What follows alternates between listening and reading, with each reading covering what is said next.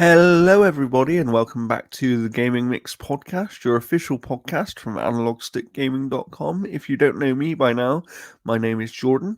I am one of the co-owners of Analog Stick Gaming, but the founder himself, Jeff Young, is to my right. How are you, Jeff? I'm doing pretty decent, actually. Good, good. I hear that you had a fun week. You went somewhere on Monday, which, of course, for all of us wrestling fans will know that was Monday Night Raw, which was in your local city there. Yeah, I was Um, live in Calgary. how was that experience? Well, I got to eat with you know 15,000 people. I have no idea. Um, no, it was pretty fun. I actually even recorded when Jay came out, and it was just like a whole sea of just basically just people eating.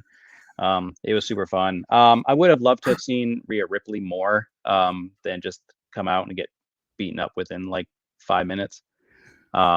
We did start a shave your mustache chant for Dominic Mysterio, but you couldn't hear it on TV. But then that's why he went like and did his little twirl mustache thing and stuff like that. So a little background lore for that. Um, no, it was pretty. It was really good. Um, I think next time I might have like an earbud and then just stream Raw so I can hear the announcing because it's definitely a very different experience when you can't It is. hear that Yeah. stuff going on. But no, it was good. Samantha Irvin was entertaining the crowd in between commercials and stuff. Sugar, stop biting me. Ow! Yes. Yeah. I Um, was, ow! because Ow! as you know, Ow! I've been to quite a Ah! few.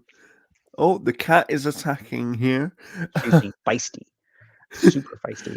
I've been to quite a few live wrestling events at this point, and yeah, so I was interested to hear about your experience because obviously you've only relatively recently sort of got back into wrestling after kind of being a fan in the past, and I think the whole bloodline thing sort of drew you back in. And then now you hate the bloodline, but luckily you didn't have to see them on Monday.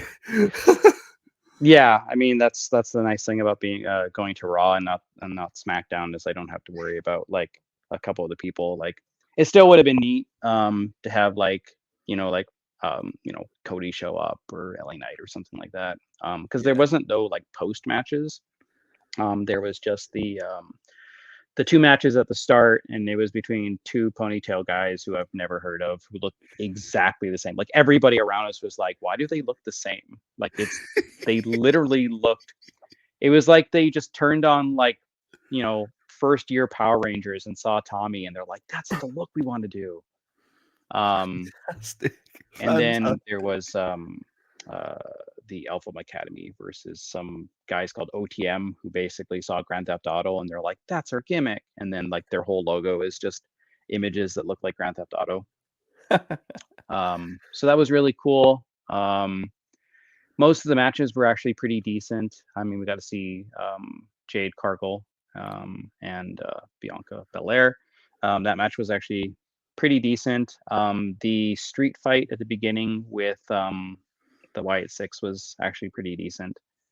But no, it was actually pretty decent. I went to try to find t-shirts, the Rhea Ripley t-shirts during the whole Bret Hart thing because that was just boring as hell. Um, So the main question really that I have about your experience is would you go again oh yeah, having had hells this yeah. experience That now? was probably like the best $60 I've spent in a while. Um, Wow. Wow.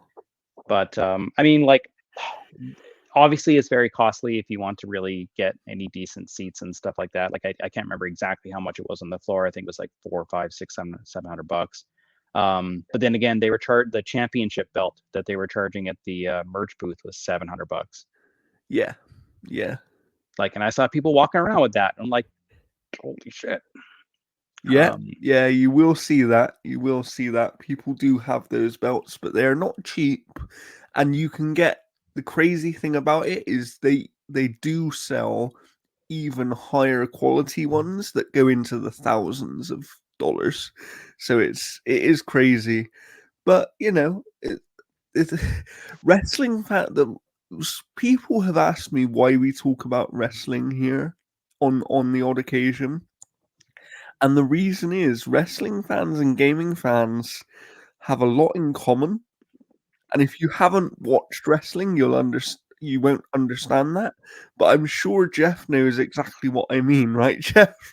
Oh Like, yeah, I mean, wrestling's also like a huge part of video games as well too. I mean, like there's the 2K series that basically Mhm. comes out pretty much every year, and like a lot of people's favorite video game memories are playing like WCW versus NWO, or Yeah, yeah. I mean, back on the N64, those wrestling games were some of the highest rated games at the time, right? So, especially when you just hold up on the N64 stick and you couldn't get pinned, so you had to like go to pin the people and then knock the controller out of your friend's hand so you could actually get the pin. Um, but brilliant, yeah, brilliant. But there is something else that people might be spending $700 or more on well, fairly that was the soon. US. So But so why don't we start with that piece of news here this week? sure, let me just find it here. Alrighty. This news comes to us from Andy Robinson at VGC. Sony has officially announced the PlayStation 5 Pro. The new console will be released on November 7th for 700 USD. It will include a 2 terabyte SSD and a DualSense wireless controller, but a disk drive will need to be purchased separately. Revealed during a live stream hosted by system architect Mark Cerny on Tuesday, excuse me, the system introduces a larger GPU, advanced ray tracing, and AI-driven upscaling for new and existing titles. According to Sony, PS5 Pro has a GPU with 65%, 67% more compute units than the current PS5 console and 28% faster memory. What this means is that overall, PS5 Pro has a 45% faster rendering for gameplay, making the experience much smoother. Meanwhile, advanced ray tracing allows in-game light rays to be cast at double and at times triple the speed of current PS5 consoles. Finally, PS5 Pro introduces PlayStation's spectral super resolution and AI-driven upscaling that uses a machine learning-based technology to provide sharper image clarity, according to Sony.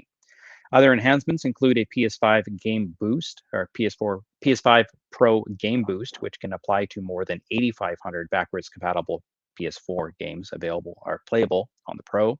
This feature may stabilize or improve the performance of supported PS4 and PS5 games, Sony said. Enhanced image quality for PS4 games is also available to improve the resolution on select PS4 games. We developed the PS5 Pro with deeply engaged players and game creators in mind, and those who have a lot of money, as many have asked for a console that runs even higher fidelity graphics with smoother frame rates at 60 FPS. It's humbling to see how game creators have embraced the latest technology from PS5 Pro, and several games will be patched with free software updates for gamers to take advantage of the PS5 Pro's features. These games can be identified with the PS5 Pro Enhanced label within their title. Um, so here's the the thing. So it's 700 US for a And it's also digital. 700 in Britain, which, to put that in perspective, is actually over 800 US. Yeah. So 700 USD to Canada is $950. So But I what have are to you actually spend. paying over there, Jeff, for it? It's much higher, right? Well, yeah, so 700 USD is 950 Canadian dollars. All right? So 950 plus 5% tax. Let's see what we got here. Cuz I'm in Alberta, so I mean we only have one tax like other provinces in Canada. Like so I have to spend pretty much exactly $1,000 for a digital Without the PS5 Pro. stand as well. Let's put that And in without the perspective. sand. Yeah.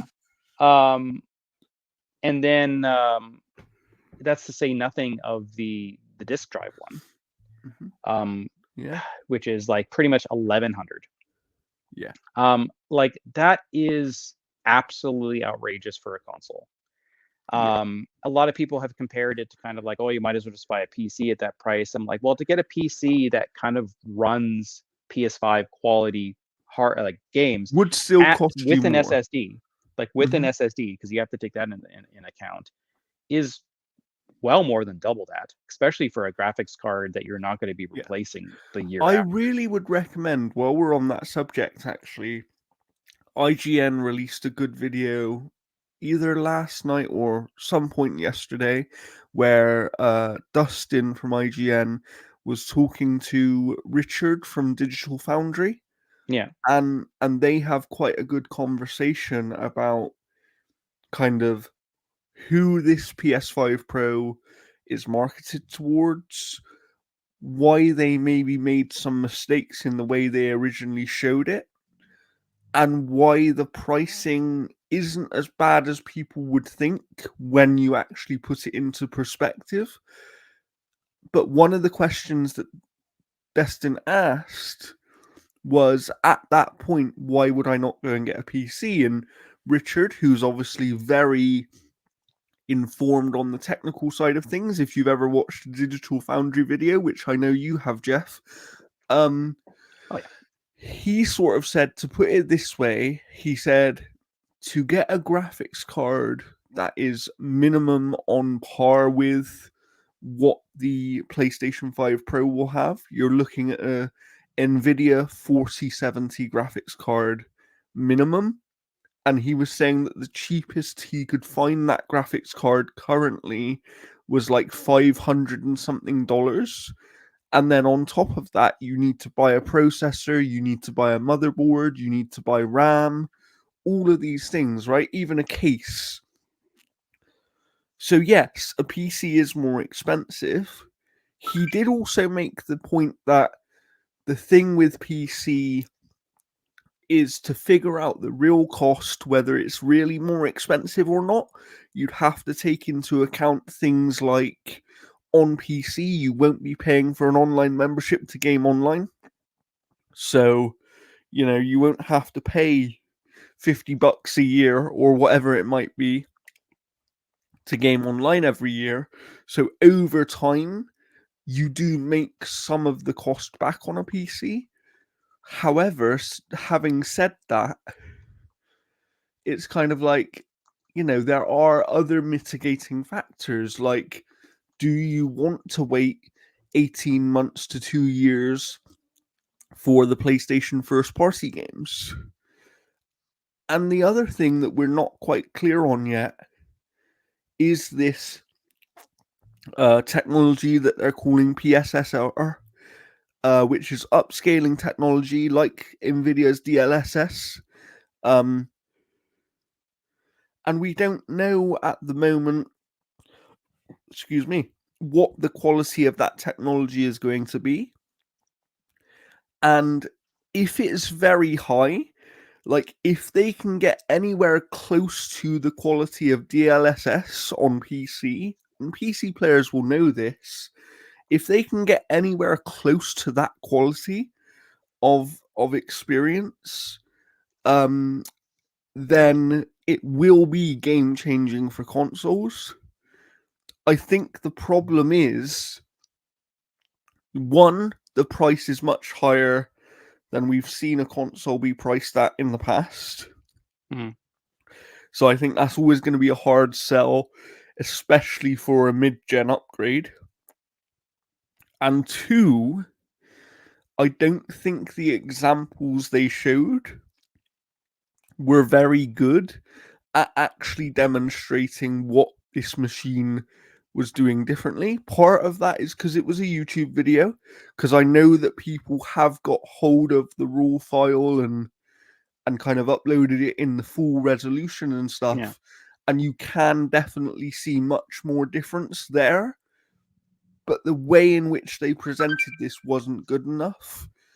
And I know that they talked about the fact that 3 out of every 4 PlayStation 5 users is is you Using know performance.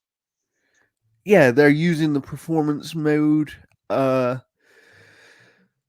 And that sort of surprised me, but I don't know. I can't help but feel like they haven't really thought out how they want to release this console and who they're actually marketing it towards. Because when I first saw that price and that presentation, I sort of felt to myself, are they trying to market this towards people that would like a PC but maybe can't afford one? That was where my thinking went. But then the more I kind of think about it and hear other people speak about it, I think that, as Richard from Digital Foundry said on the IGN video, they're marketing this towards the PlayStation user who wants the best of the best experience on their console and has the disposable income to be able to afford that. But how big or small that audience is, I don't know. I really don't know. So I'm going to be interested to see what happens. What do you think on this one, Jeff?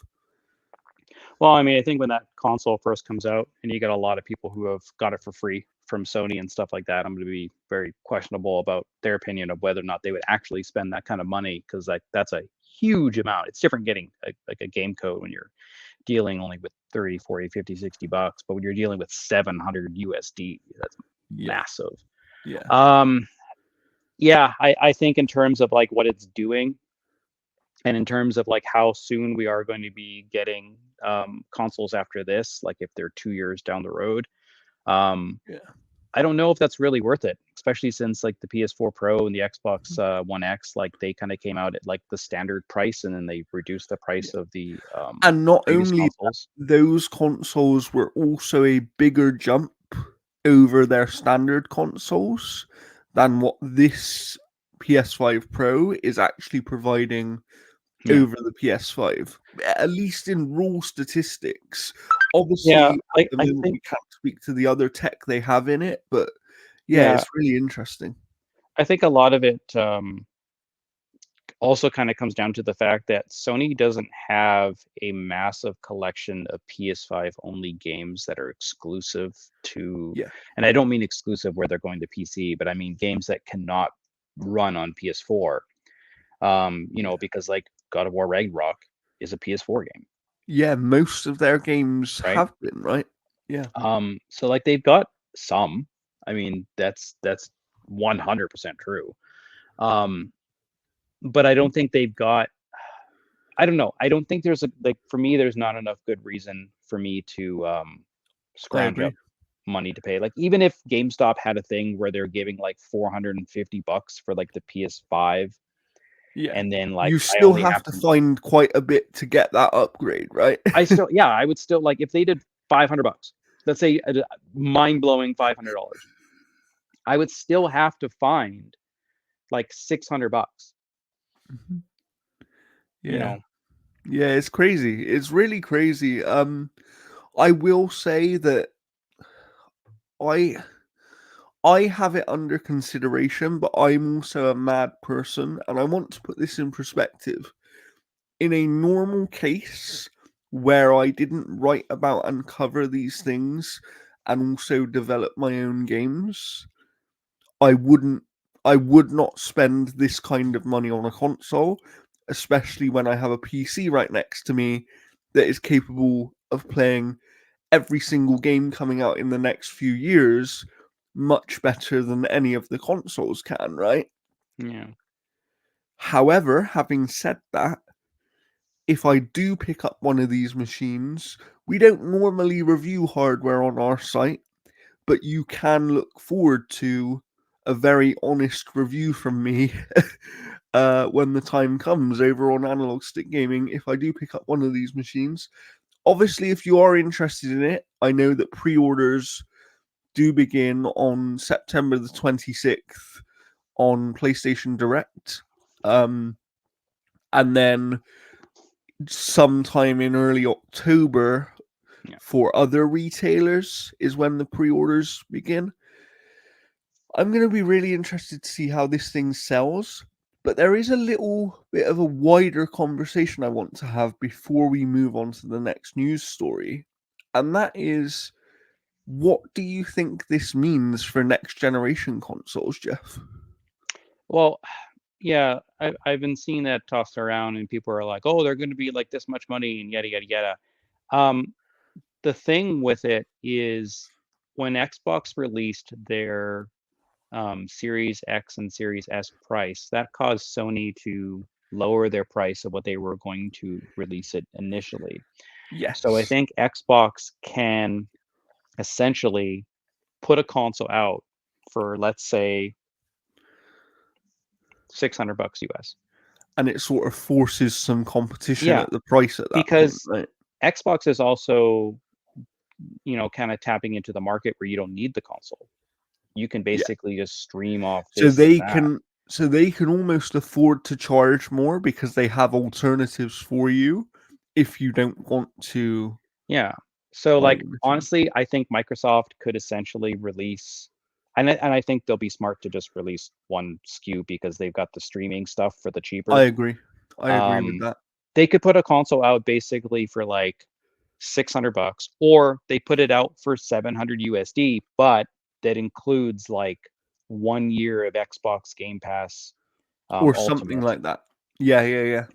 or Yeah. something like that. Yeah. Um, but I don't think we're going to be seeing like $1,000 US consoles ever, because the market, I don't think, because the thing is, they need an audience to sell these games, and if they price their audience out of these consoles, then there is no Yeah. audience. So Yeah, they like do have to, like with no disrespect to people, the more casual user or the family who buys a console traditionally for their children yeah. isn't going to spend this much money, right? Like No, they're and just they not going need, to.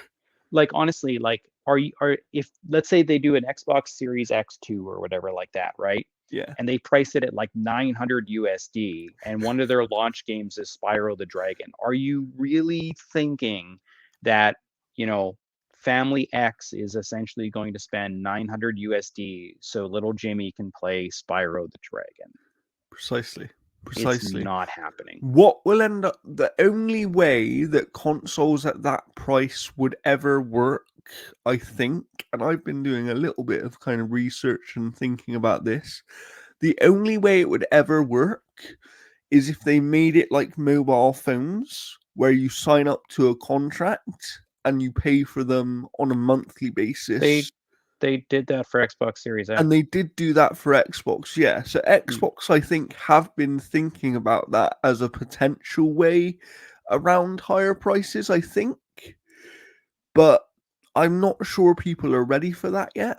I am really interested to see what kind of happens. I do have one more question regarding this. Because PlayStation have done a Pro machine now and are going to be releasing it in the next few months, and Xbox are not doing a Pro machine, do you think that that means, or do you think that that at least leaves some potential for a situation where Xbox potentially brings out their next generation console before PlayStation does? I think it was always, I think it was always in the cards that Xbox was going to release their next gen console before Sony. Um, Interesting. and honestly, I would not be a bit surprised if the next generation Xbox has some type of like upgradable feature, so that if Yeah, Sony does release a year or two after and it's more they can do powerful, something. Yeah. that they can be like, oh yeah, you just buy this part and slip it in. So it becomes kind of like a PC Lite A in a lot more of ways. easily usable PC, right? That was Yeah, always my thinking of where Xbox are going to go is make a PC that is designed specifically for gaming, because that's one of the major things, and we didn't mention it earlier, but one of the major things that puts people off of PC at the moment as well is, yeah, you can hook it up to your living room television and it will be fine, but you can't have a seamless controller only experience with a PC at the moment because the operating system just doesn't allow for that. yeah, But imagine if they can somehow make a PC that uses the default Xbox operating system, essentially. That would be really, really interesting. And I do think they're thinking about that stuff. So I'm going to be it's going to be very interesting to see how next generation goes. I do think the PS5 Pro, what I will say positively about it is there's a lot of discussions at the moment about whether it's actually worth the money or not. And to me, it's not whether it's worth the money, because I do think that it will pan out as, and this is based on the fact that I believe that PSSR will be a good upscaling technology, because I don't think they'd be doing it if they didn't think they could at least improve upon FSR, which is AMD's tech, which is already in their console and has been in Xbox's console since launch, right? I think they wouldn't be doing their own bespoke version of the tech unless they thought they could vastly improve on it. And we know with Sony, when they've done tech in the past, like that kind of stuff, they generally do it better than most places. Like their Tempest 3D audio is arguably the best 3D audio available. Like some people would even say that Tempest 3D is better than Dolby Atmos, which is crazy, right? But Mm. the point is Sony is very good at tech, so I think that based on the belief that I have that PSSR will be really good, I do think PlayStation 5 Pro is going to be in this awkward situation where it's worth the money for what you get and for how it will improve experiences. But I think it's still a lot of money to ask for people to buy into a console. Like if this was 600 USD instead of 700, I think it still would have been expensive, but I think you would have seen the whole sentiment around it be completely different, because I do think that extra $100 makes a difference. Especially when you're not offering this with the disk drive, you're not offering it with the stand even. Like, yeah, I get that this is a premium product, but usually when you buy a premium product, because you're paying more for it, you get certain things for free. Like, why not at least throw the stand in for free? I know that with the Slim, you have to buy it separately and stuff. That's fine. I I have understand mine why they. standing up, and I don't use the stand. Wow, fair. There you go. There Yeah. you go. So maybe you won't need the stand, but I think, you know, like over here in the UK, I want to give you this example because our pricing is £700, which, like I said, works out to, I don't know the exact because I haven't checked, but I'm pretty sure that it's more than £800 we'll be paying, even though our currency is stronger than the dollar. So we should actually be paying less. We're paying more. And not only that, to buy the disk drive over here costs £100 on top of that. Okay. So if you want a physical version of the PS5 Pro in the UK, you're looking at £800, which starts to get to the $1,000 range at that point, and that's before you even buy the stand. So yeah, this is craziness. I can't wait to see how it goes. I have a funny feeling that it's not going to sell as much as they perhaps anticipated, and I will be interested to see if there are any changes to the price, because we have seen companies change their prices before, Yeah, but like Sony essentially proved that their price changes go up. I mean, they released, they increased the price yeah. of the console in Japan, and Mhm. I'll touch in one of the other news stories and just cover it here. Is that in the States they increased the price of the DualSense by $5? Yeah, I did see that. That was crazy, but what I don't get about that as well is there's been a lot of rumors about a new version of the DualSense coming soon with better battery life and stuff.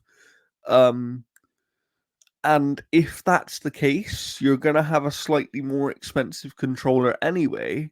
So why put up the price of the standard controller? So that they can keep the price standard across the next controller and phase out the other ones. Yeah, that would make sense. That would make sense. Yeah, it's just Sony's like it's Sony is becoming Apple, right? That's basically what's happening. Is they're trying to they believe they've got to the point where Apple is, where they can charge what they want and their audience is going to pay it anyway. And I don't know if they're quite there yet. So this is going to be interesting to see because the response to I mean this wasn't good, right? they are very much like Apple. They both had failed VR headsets. But anyway, let's move on with some more gaming news here because we do have many stories to get through, and unfortunately, not all of them are good. um, No, it's been kind of a weird week. I'll just kind of pick up one right here at random here. Tom Ivan at VGC reports Ubisoft is giving away virtual currency for its free-to-play shooter X Defiant this month. The virtual currency is being offered in the form of a login bonus with 900 X coins, which is worth about $9 USD, available to claim between today and September 24th. X coins can be used to purchase in-game items, including cosmetics and the game's battle pass. A bundle of 1,000 current coins currently costs about $10. The promotion, which is also offering players weapons and battle XP boosters, is being billed as a celebration at the end of season 1. However, it comes amid reports that there's been a sharp drop in interest in the game, contributing to a significant decline in Ubisoft's share price. The X Defiant giveaway begins today, which is the same time as the Call of Duty Black Ops 6 beta ends. Um, yeah, like this is interesting because we've seen both Ubisoft mention that both X Defiant is not performing terribly well. Outlaws is apparently not doing too well, which is a shame because both of them are quite good, especially Outlaws. That game is quite good.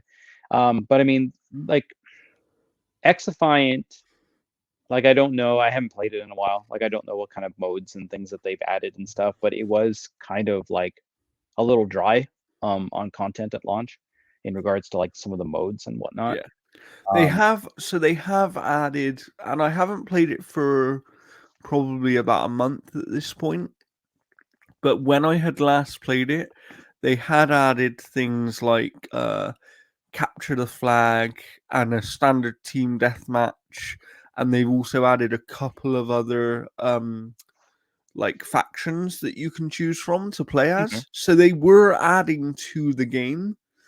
And this is a shame to see sort of players dropping off because I did review this game and I really think it was a solid start. Like mhm. people to a certain extent, people need to remember the audience loves live service games at this point, but every live service game does need time to get to that point where you're going to love it. That's what they are. Like nobody like when Fortnite first came out, as even as the battle royale version, right? That many people know and love, it wasn't what it is now. Like these things get added to over time and they improve. That's the point of live service games. And I think that we're in this weird space now with that genre where because there's so many games that people can jump into that already have kind of really built out offerings, it's really hard for a new game to break in, even when it's good, because it's going to start off with a much slimmer offering, right? Yeah, It's and I think that kind of goes back to what you're saying is X Defiant at launch had a fairly slim offering, but I do think what was there was a really strong kind of foundation for them to build on. The issue they seem to be having is everybody else has gone back to their other games, right? Like oh, and Modern Warfare 3 hit Game Pass. Yeah, yeah. And also, we had the Call of Duty Black Ops 6 beta, which Activision recently announced was the most played beta ever. um, and I wonder why that was. It's no secret, really. But Mm. but yeah, so that sort of stuff has obviously hurt the game. I would like to see it kind of stick around, and I'd like to see Ubisoft. If anyone from Ubisoft listens to this podcast, please continue to support this game, because I do think that you could have another Rainbow Six Siege situation on your hands, where if you support it through this bad time, in like a year or 18 months, once the game has built up a significant amount of content, I do think you will get an audience back again. That's exactly what happened with Rainbow Six Siege. People didn't really like it that much when it first came out, but as it added things and as it added more classes to play as and more maps, that became one of the biggest live service games in the world for a few years there. So I would implore the team to stick with this game. If you haven't played X Defiant, I really do think it's worth checking out. Um, and yeah, it's a shame. It's a shame that these kinds of games are failing so often now, and it's not necessarily because of the quality of the game. Like we had the Concord situation that we spoke about last week. Um, where that team spent many years making that game Yeah. and probably concepted it in a time where that type of game would have been much more popular than it is today. And it hasn't worked out for them, right? That game's now shut down. Um and Yeah, they've now even we have scrubbed this. it from PlayStation servers. Like Jordan Yeah. Midler was talking about how like it's just not even in his like They took um his review copy away, right? yeah. So yeah, there's craziness going on. I would like to see more support for these kind of games. I've spoken about it before. I've spoken about it with our good friend Keith Mitchell from the Outer Haven as well. That I find it very funny that gamers are often asking for new and different, and they want teams to sort of take some risks, and then when a team comes out and does something different, they don't support it because they'd rather go back and play the thing that they already were playing. I don't really understand it. It's like this double-edged sword of, you either have to put up with the audience moaning that you don't do anything different, or you do something different because they ask you to, and then they don't play your game because it's different. I don't really know. It is really disheartening as a creative person to see games, not only in the live service genre, but in all genres over the last few years, that come out, take risks, have a really solid foundation to build upon, and then they die just because nobody supports them. Um, Immortals of Avium was another one that, even though I was unable to finish that game because of a technical issue, I actually really liked the game. I thought it was neat. I thought it told an interesting enough story. It was basically a first person shooter but with magic. It like that was a Hmm. cool game, but that team the game ended up not making enough money, and half the team had to be let go. Yeah, some And of them it's have gone to work at the ex GTA bosses Yeah, studio as well too. so that sort of stuff is really disheartening, and hopefully, I just hope that X Defiant can survive this dip in players, and it does have the advantage of being a free to play game, so you don't have to buy it. That's the other important thing to say. is you do not have to buy X Defiant. So, Yeah. you're not losing anything by checking it out for half an hour. Like, Yeah. you'll know within 1 or 2 games whether you're going to enjoy the game or not, is what I Yeah. would say. So All right. there you go. But let's move on here to the next news story. Sure. So we have Chris Scullion at the VGC. The European Consumer Organization, also known as BEUC, has filed a complaint to the European Commission and the Network of Consumer Protection Authorities, which is the CPC network, calling on them to launch an investigation into the use of premium in-game currencies. The BEUC and member organizations from 17 countries have released a publication called Game Over, which focuses on the unfair practices of leading video game companies behind such games as Fortnite, EA Sports FC24, Minecraft, and Clash of Clans. The organization that claims that premium in-game currencies breach UE consumer protection laws and that they maximize consumer spending. The group has made 4 key claims that it wants the EC to investigate. One, that consumers cannot see the real cost of digital items, leading to overspending. That the claims made by developers that gamers prefer in game premium currencies are wrong.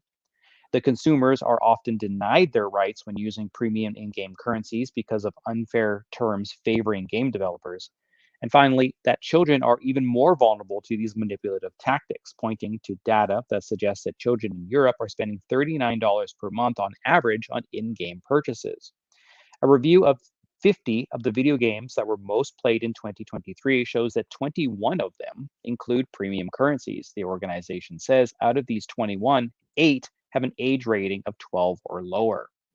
It adds the problem flagged in this alert goes beyond video games and applies to social media platforms and other marketplaces.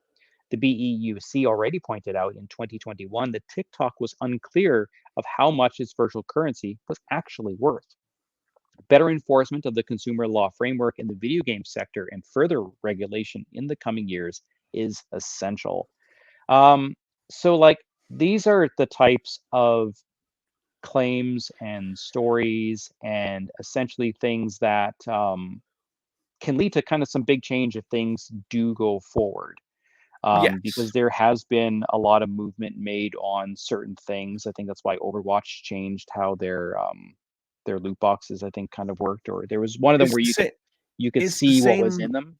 Yeah, it's the same reason that in EAFC and previous FIFA titles for the last few years, they had to add the percentage chance of what you would get in each pack in Yeah, Ultimate Team, because when you have no idea what your chances are, you're just going to spend more and more money all the time, right? yeah. Whereas, Like you're thinking, like in your head, you're like, oh, it's probably like a 20% chance, and then you look at it, and it's 0.002% chance to get like whoever. I yeah, don't know. I don't know sports, you yeah, know.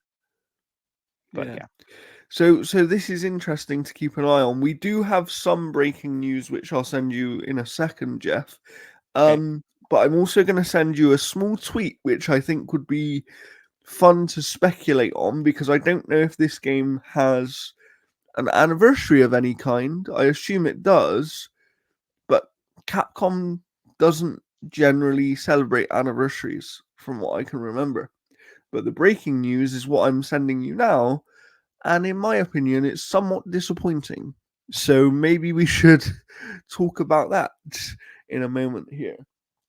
Uh, I will allude to it by saying it involves the Embracer Group. Unfortunately, everybody, um, they had previously agreed to sell to studios, or to at least give yeah. a I buyer an saw this option. where they were talking about how like Metro 4A games and stuff are going to like they're going to be. So yeah, Invaser has announced the proposed sales of Metro developer 4A games and pinball developer Zen Studios have been canceled. The pair of studios have been included as an option in the 247 million sale of the Saber Interactive division to a group of private investors. However, on Friday, Embracer confirmed that the deal has now been settled and the option to include 4A and Zen in the deal has been canceled. The developers will now remain at Embracer. 4A has two AAA titles in development, according to Embracer. Um, yeah, like, this is, A shame. it kind of sucks to see because like 4A games, if I'm correct, they're the Metro, They are, they're the Metro yeah, team, yeah. Metro 2033 is one of my favorite games of all time. Same with Last Light. Um, it sucks that they're going to remain with Embracer, but at the exact same time, at least they're not being shut down right now. And Like we it's don't nice know. to hear that they have 2 games in development, and 2 AAA games at that, Let's be because realistic. One of those is coming out, Jordan. One. yeah, yeah, true. Um, but what I mean is, if they have 2 bigger projects currently in development, that probably kind of protects them a little bit from any sort of closure or issue, because Yeah. Embracer have probably invested a lot of money into these projects that they won't want to just throw away, or they certainly won't be as keen. And the fact that they're not including them does essentially, to me, tell me that Embracer sees value in them. Yes. So maybe, because I'm Yeah. super excited to see what they do for, even if they do it like another Metro, because like I'm looking forward to Stalker, because like Metro is kind of inspired by Yeah. that Yeah, kind of stuff. absolutely. But yeah, it is just one of those things where like sales are kind of going over everywhere. And Yeah. speaking of Embracer, Tom Ivan at VGC has stated that Embracer studio Lost Boys Interactive has laid off an unspecified number of employees. Formed in 2017, Madison, Wisconsin-based Lost Boys is a remote-first co-development studio whose credits include the WWE 2K series, Tiny Tina's Wonderlands, PUBG, Diablo 4, and New World. In an announcement on LinkedIn, Lost Boys noted that its status as a support studio is directly influenced by the projects and priorities of its development clients. The need to adapt to shifting market conditions within the video game industry has required us to reassess our operations to align with the evolving needs of our business and our partners. Lost Boys, which also suffered a heavy round of layoffs in January, employs over 200 staff across more than 40 US states and Canada, according to its website. Today is a challenging day for Lost Boys Interactive as we face the difficult decision to reduce our workforce. This was said by CEO Sean Nibbins. We recognize the impact of this decision on our team members who have contributed greatly to our success. Decisions involving staff reductions are never made lightly, and this action was taken only after considering all other options. We are committed to supporting them in every way we can during this transition.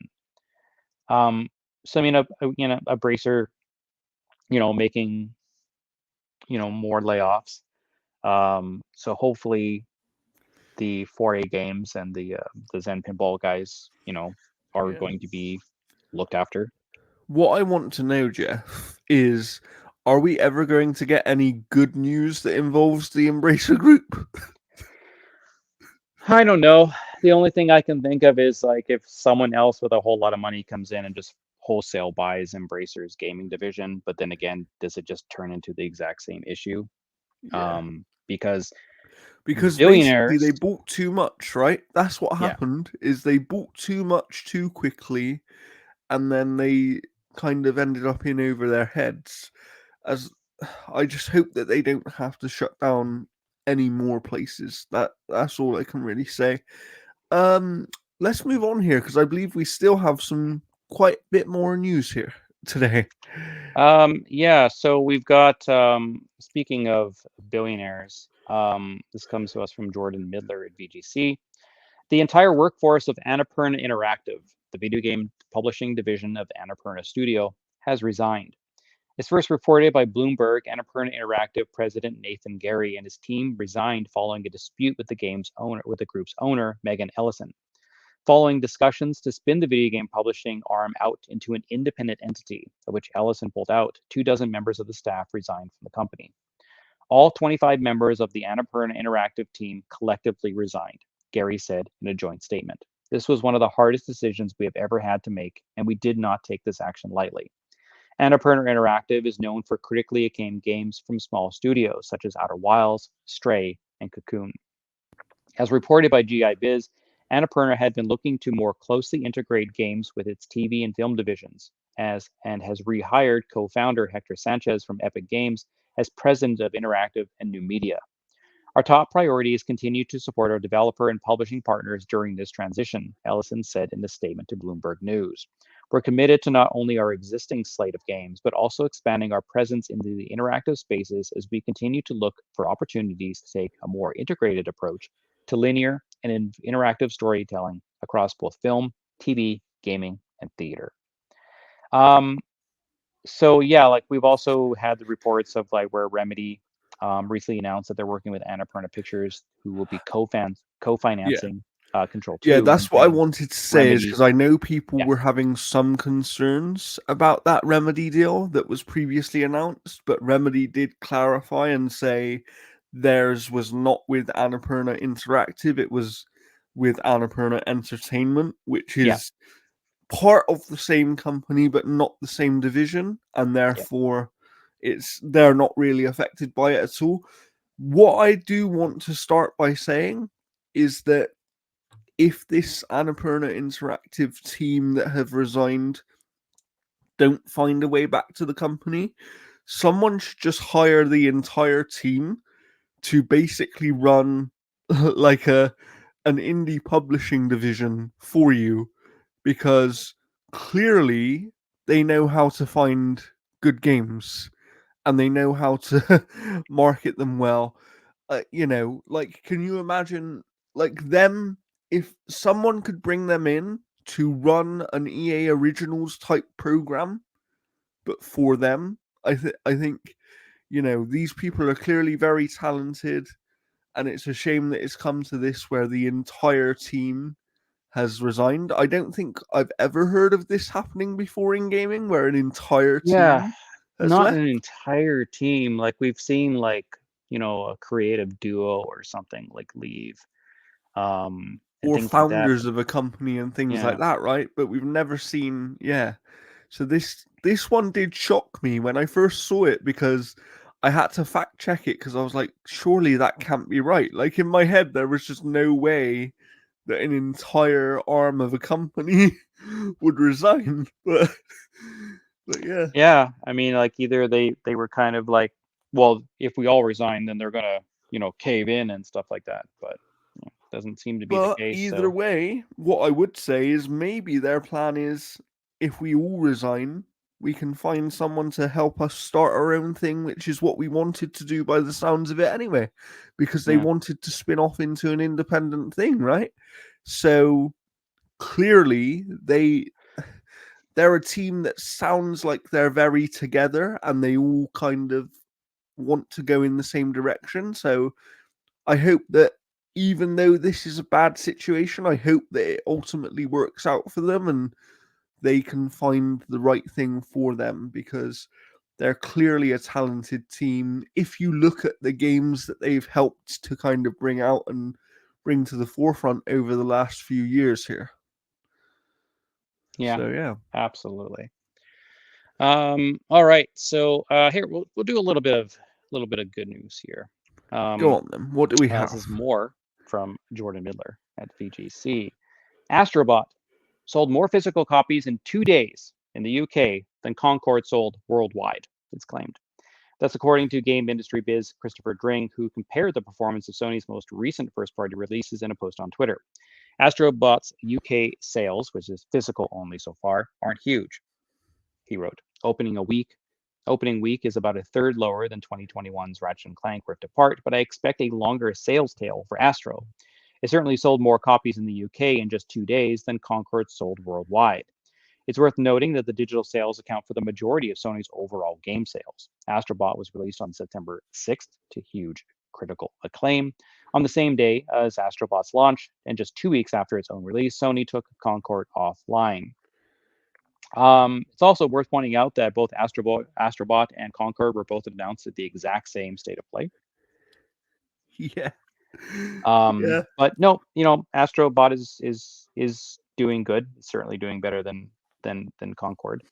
And it's a Um, game that Jeff will now be reviewing because he finished it before I did. I'm still playing my way through it because I have something else that I can't talk to you about yet that I'm reviewing, but that review will be out next week. I can say that. So on the next episode of the podcast, I'll have a fun little game to speak about as well.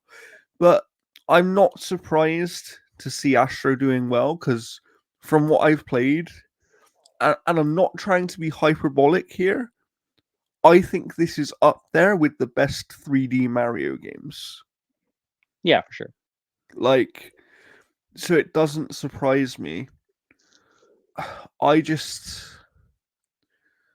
I just wonder what the limit is for this kind of game on the PlayStation platform, because if this was a Nintendo game, it would have sold millions of copies by now. And I'm not sure if that's the case on the PlayStation platform. Yeah, like, we had, I think, talked about it last week where like the reviews that were coming out weren't going to translate into sales. I don't think reviews have that kind of pull. And like Yeah. literally every major content farm essentially for producing stuff for PlayStation has been like, this is a game of the year contender, this is amazing. But like honestly, like I could see Astrobot taking game of the year at the Keeleys, and it's still not really making that much of a boost in sales, because I like how agree. much of a boost did It Takes It Two? Takes Two, yeah.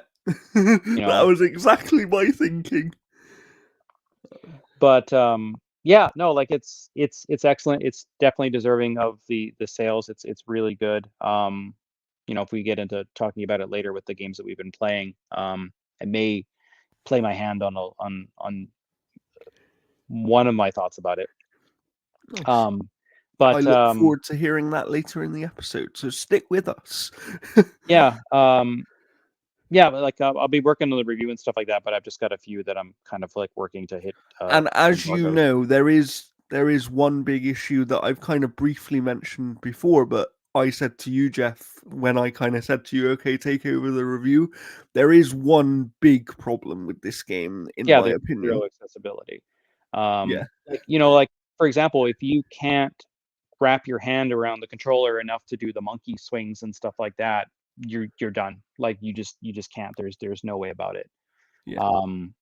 Like it'd be Which can I just say, for a PlayStation first party game, based on the standard they have set for accessibility over the last few years across all of their games, it is wild to me that they've seemingly let this one slip through the net, because I think there's 3 toggles in the entire game for small little like if there accessibility was like things. some aspect of co-op where a parent could essentially play with their kid and stuff like that, because like I've seen a Yeah. lot of people going like, oh, I wish like more platformers were co-op and stuff. And then I'm like, okay, well, like the thing about it as well too is like Body Byteland Overclock exists, and that is a like Astrobot like that has co-op. Yeah. Yeah. But yes, we'll talk more about that game later on. So what else do we have here in the news? All right, so we got Martin Ware of the band Heaven 17 has claimed that his band were offered just $7,500 to include their song in the soundtrack for Grand Theft Auto 6. In a post on Twitter, Ware claimed that Heaven 17's publishers were contacted by Rockstar to include the song Temptation on the game's soundtrack. I was recently contacted by my publishers on behalf of Rockstar Games, read the possibility of using Temptation on the new Grand Theft Auto 6. Naturally excited about the immense wealth that was about to head my way, I scrolled to the bottom of the email, read the offer. It was $7,500 for the buyout of any future royalties from the game forever. To put this in context, Grand Theft Auto 6 grossed, wait for it, or Grand Theft Auto 5 grossed for it, wait for it, 8.6 billion. But think of the exposure. Go fuck yourself. Why do these people automatically assume that the amount of money that a game makes through its entire lifespan is the budget used to make the game going forward? I have no idea. Like, here's the thing. Like Grand Theft Auto 5 had like 250 songs. All right, so let's say 7,500. So 7,500 times 250. Yeah. That's $2 million to put towards just on songs. music. Yeah. Like that's the thing. And let's that bear is in mind hilarious. as well, I don't mean to disrespect any musicians here, but it's just the truth of the matter, and it would be the same for licensing anything. If your band or if you yourself are not as well known, you are not going to get as much money as someone else. Do you know what I mean? Like, if they went to ACDC and said, "Can we use one of your songs?" they're going to pay a lot more for an ACDC song. Do you see what I'm saying? So Yeah. it's I understand that sometimes when you've created something and someone offers you money for it, if you feel like they're undervaluing what you've created, you are going to be annoyed.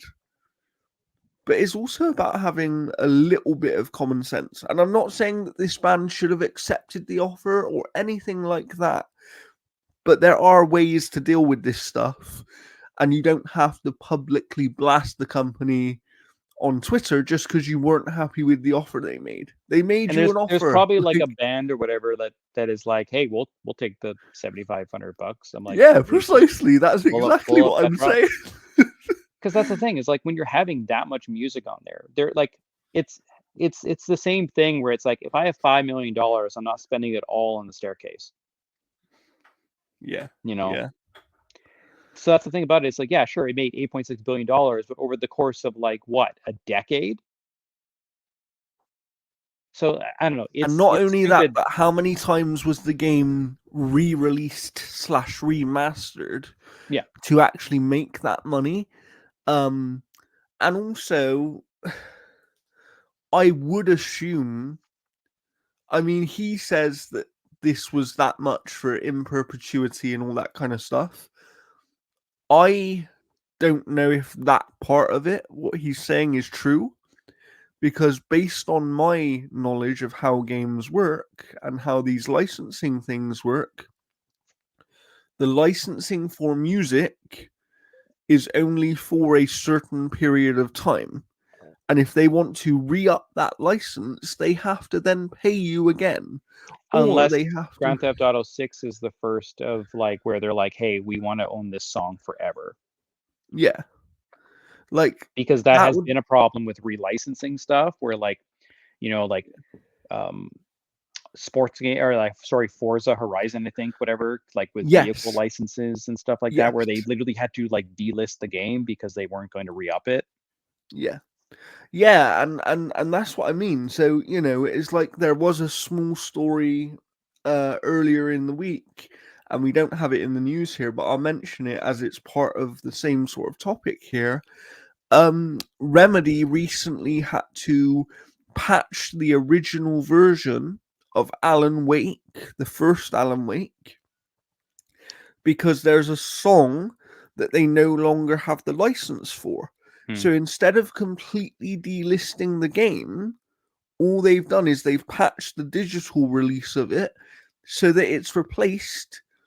That song is replaced with a brand new piece of music from the composer of the game.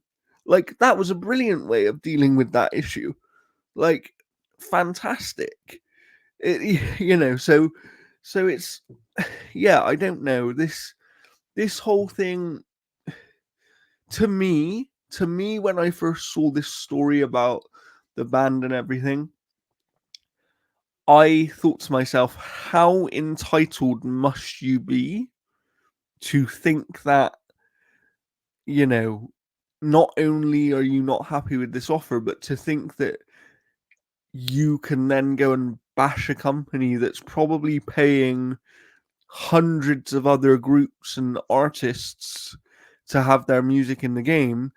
And not only that, but like you said, Jeff, when there's many other groups that would probably snap their hand off for this kind of money. And actually, let's be real, there is something to be said about the exposure of being a song in a GTA game.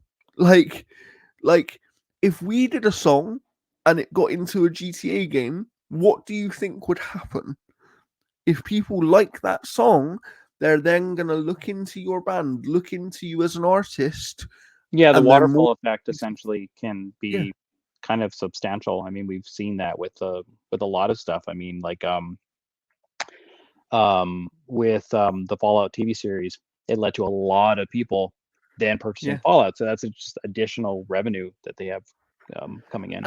And don't get me wrong, I understand that that kind of stuff is so dynamic that it can't actually be accounted for. So you are taking a risk, but we've seen it before, and people who play FIFA slash EAFC will know that there is a group called Glass Animals, right? There's a band called Glass Animals that nobody had really heard of before outside of their existing fans and audience until they were in a FIFA game about 5 or 6 years ago. And since then they've been massive. They've had top 10 hits here in the UK. They're on every FIFA game. Like, they've been on every FIFA game since. They exploded as a band as a result of being on a video game. And I'm not saying that they were small by any means beforehand, but the point is, being on the game led to them becoming much bigger.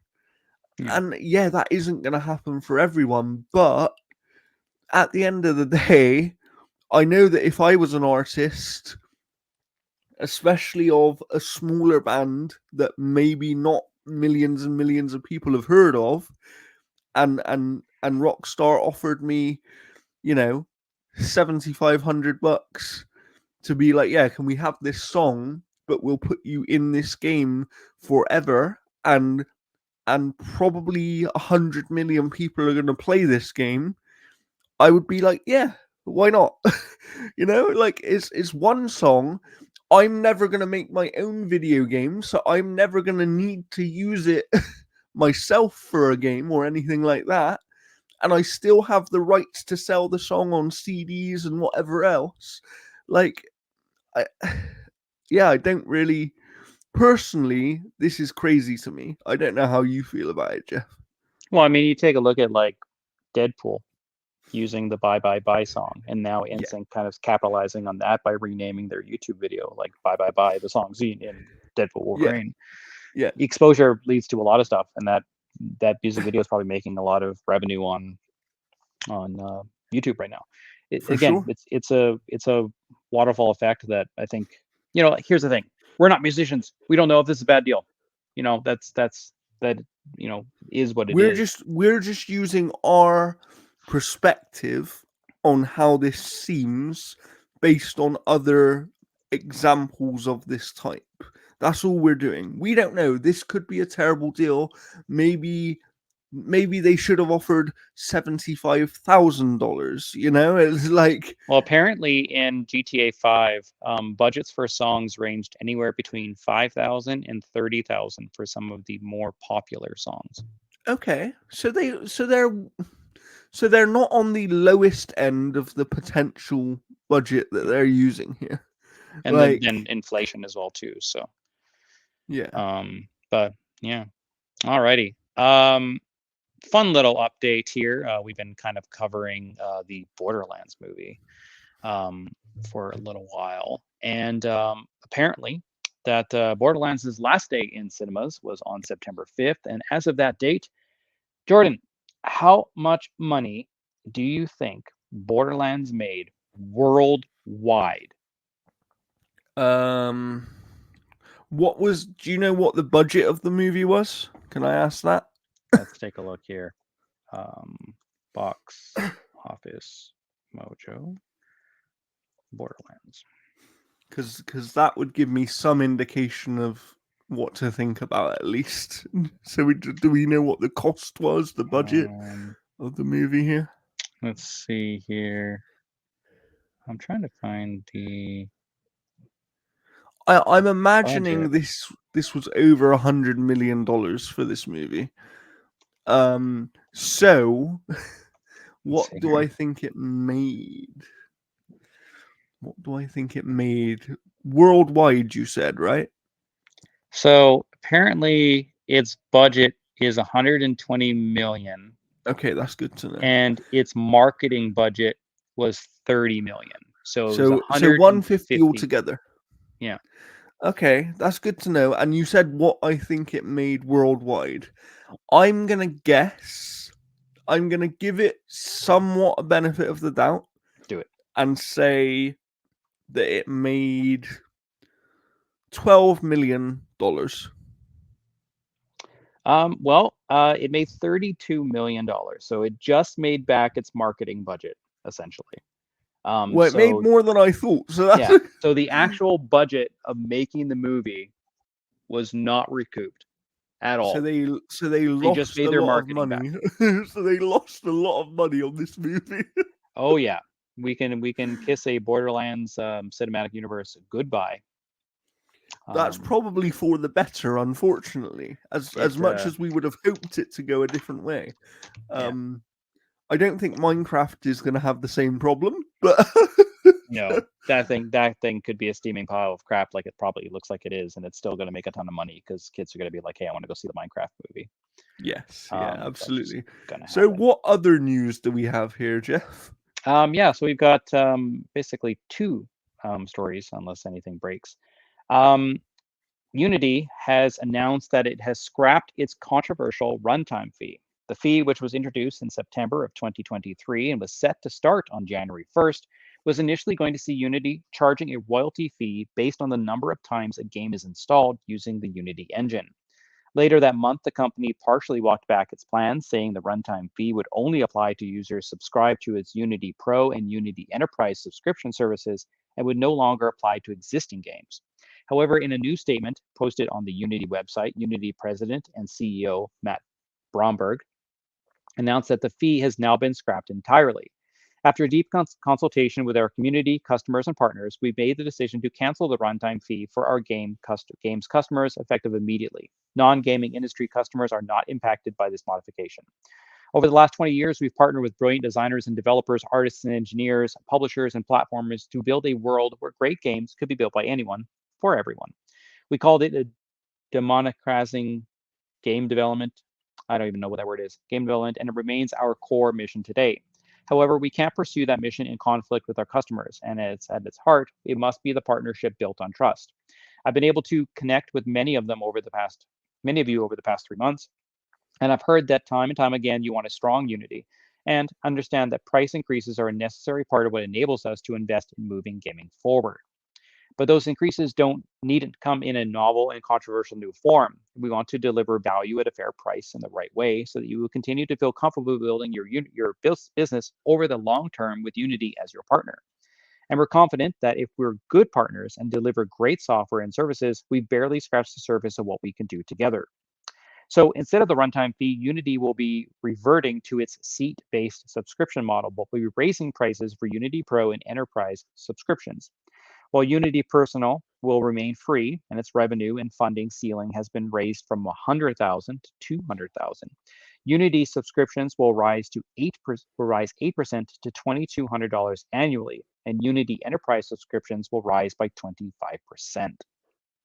So I think this is kind of what we were expecting that it was going to kind of push towards, and that is just raising the price, the bare minimum price of the standard software instead of the bullshit that was like, Yeah, you know, installs. Because again, like people could essentially have review bombed through installs and bankrupted like studios.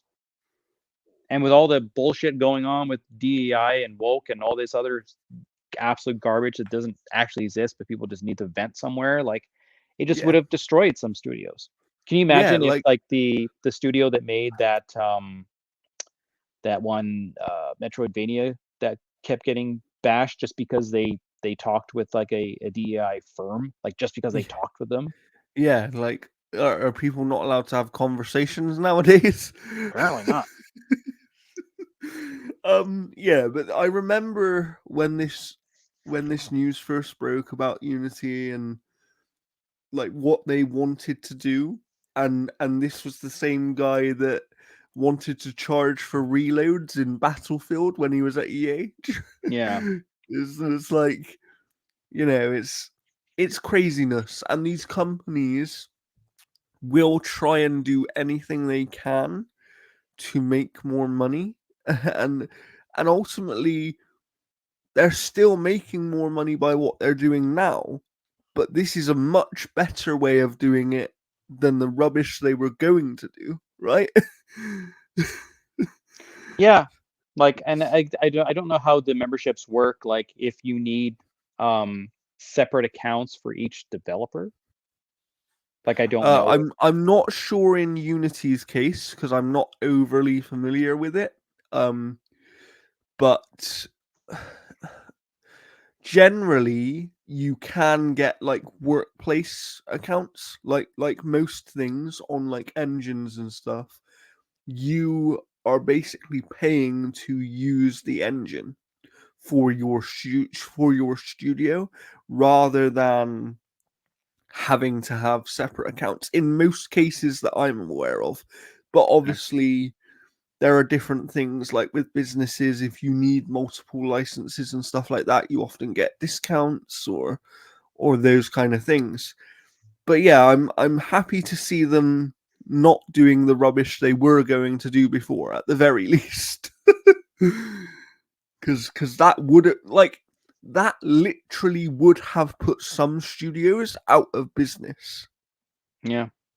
Like it really would have. It was a silly thing to even consider, and I'm glad they kind of backed down on it and went a different path for sure.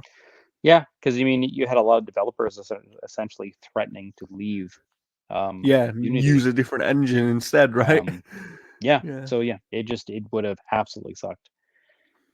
Um, Alrighty. The last news story that we have is another one that kind of sucks.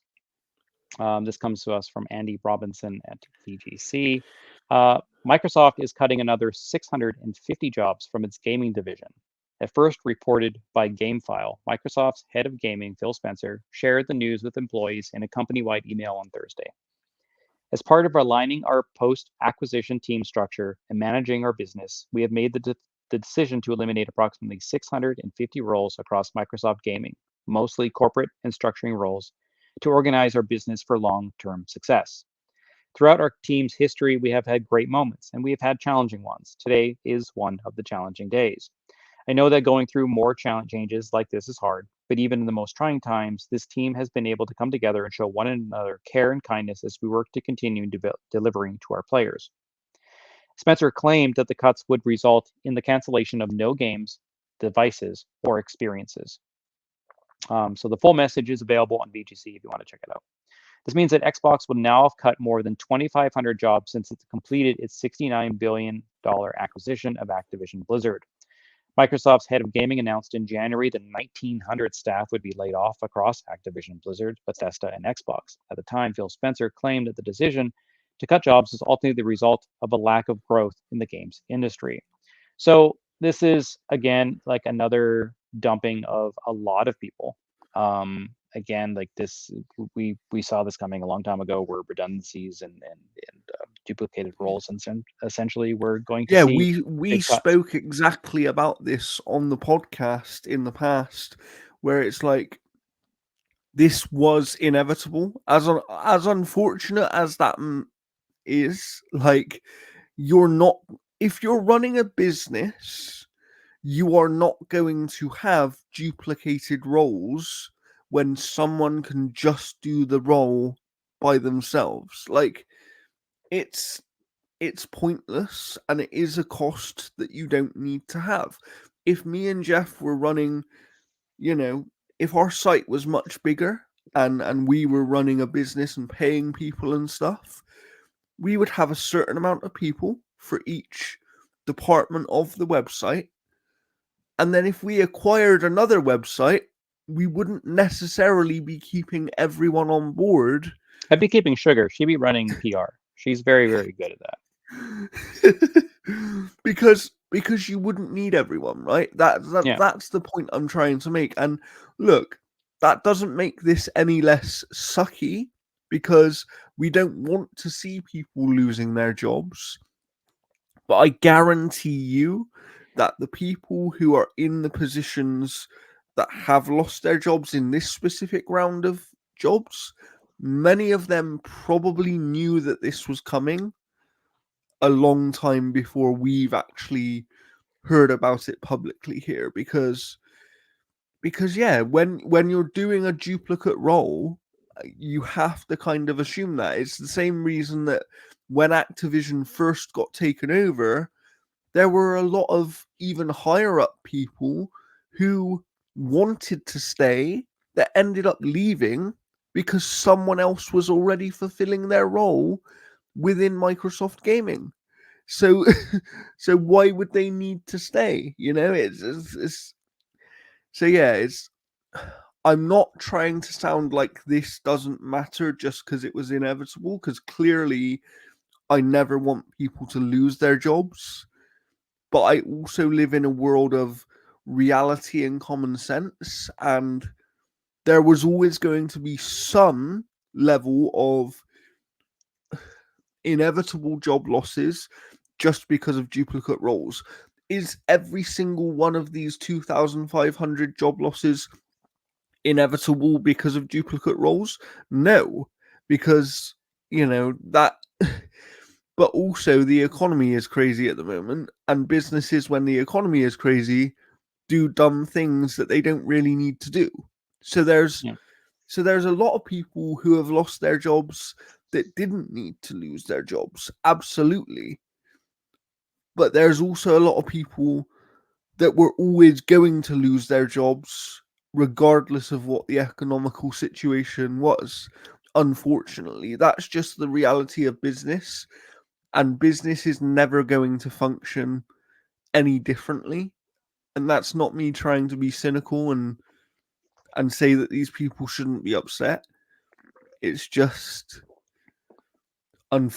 it's just the unfortunate reality of working for anybody but yourself means that you are always at the mercy of the industry that you work in, and there's always going to be a potential that if you're doing the same job role as someone else, maybe a business doesn't need you anymore.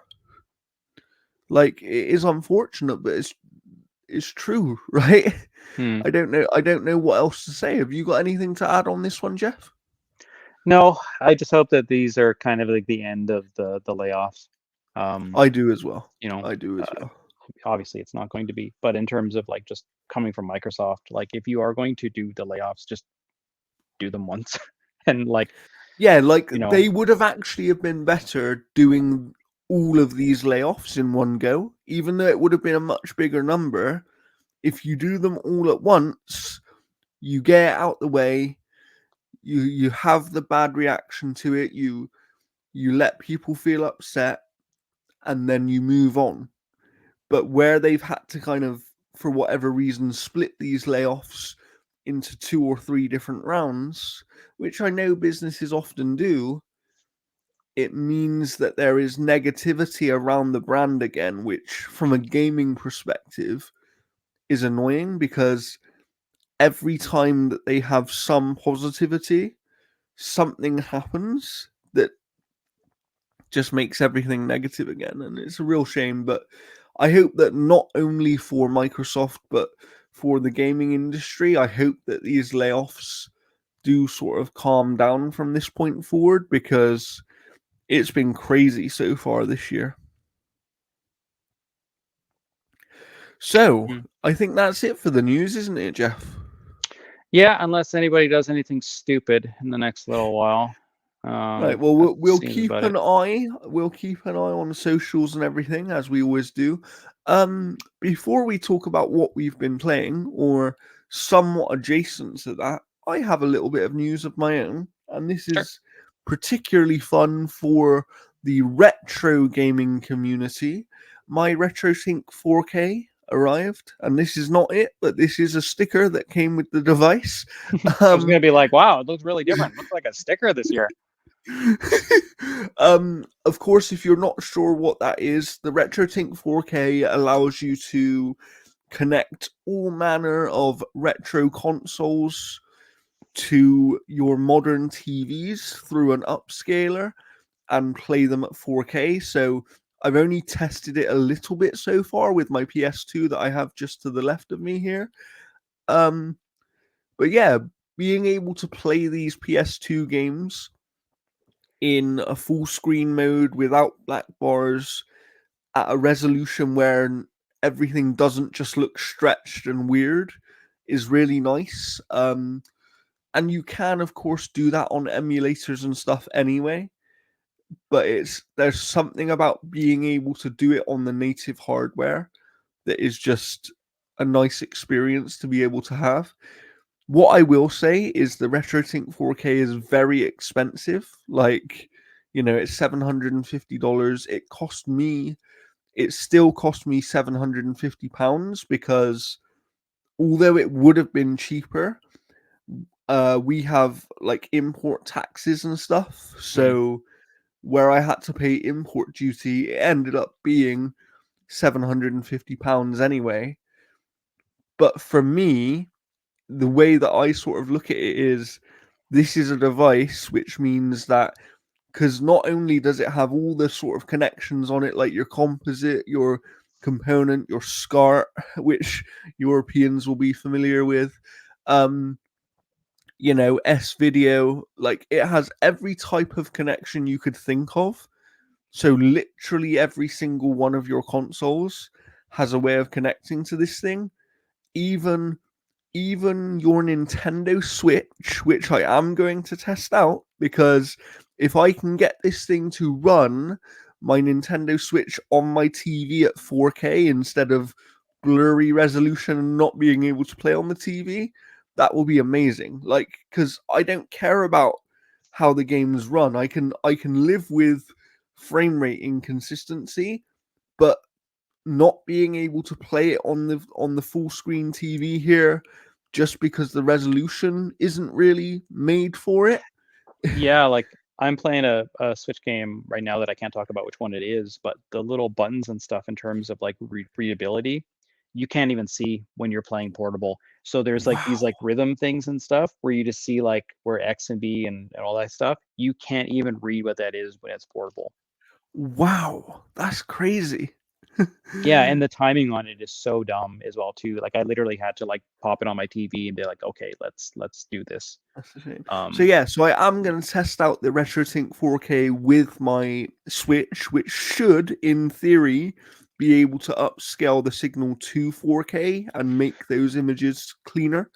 Um, you can also do a lot of neat things with it, which I haven't really tinkered with yet, such as adding scan lines and stuff like that. So you can make your modern TV appear and feel much more like an old school CRT.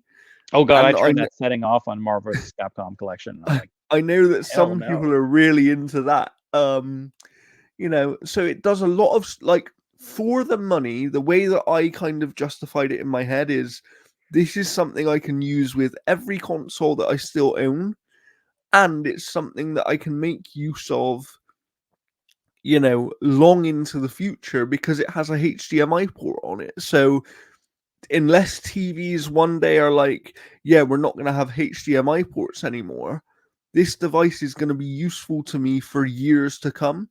It's not something that I'm only going to use for 5 minutes. And, like Mm. in another 10 years, when I want to play on my Xbox 360 again, or when I want to play on my PS2 again, I can just be like, okay, I'm going to connect it this way. And, because also the other thing is, lower resolutions are still supported by modern TVs at the moment, but they don't look that good. But eventually, there is going to be a point where something like, 720p at some point is not going to be supported by modern TVs anymore. So when I can feed that signal into the RetroTink 4K and have it send it to my TV as a 4K signal, it means that devices that are no longer playable, even if they have a HDMI uh, signal natively, right? Even if they have that natively, when their resolution is no longer picked up by modern TVs, I can use the RetroTink 4K Mhm. to make them still playable on the display. So I think it has a lot of use cases. I know that some people were even using this to upscale old VHS tapes, because this isn't just a gaming thing. You can connect pretty Yeah. much any old analog device to it and convert it into a digital HDMI signal. So yeah, it's a really fun device to use. I haven't tinkered with it much yet, but as I use it more over the next few weeks, I will report back on my experience. And now I think we should talk about what we've been playing. But Jeff, I'll let you go first. What have you been playing recently? Sure. So pretty much everything that I've been kind of playing, I've tossed a review out for. So go check it out for my full thoughts. And we'll Um, and we'll link whatever the latest one is down below. And I actually don't even know what that is. What is the latest review, Jeff? the latest one is Caravan Sandwich. That review just went out yesterday. Um, and then earlier that morning, I think the review went out for Wild Bastards. So Wild Bastards, and how many times I can say bastards on the podcast?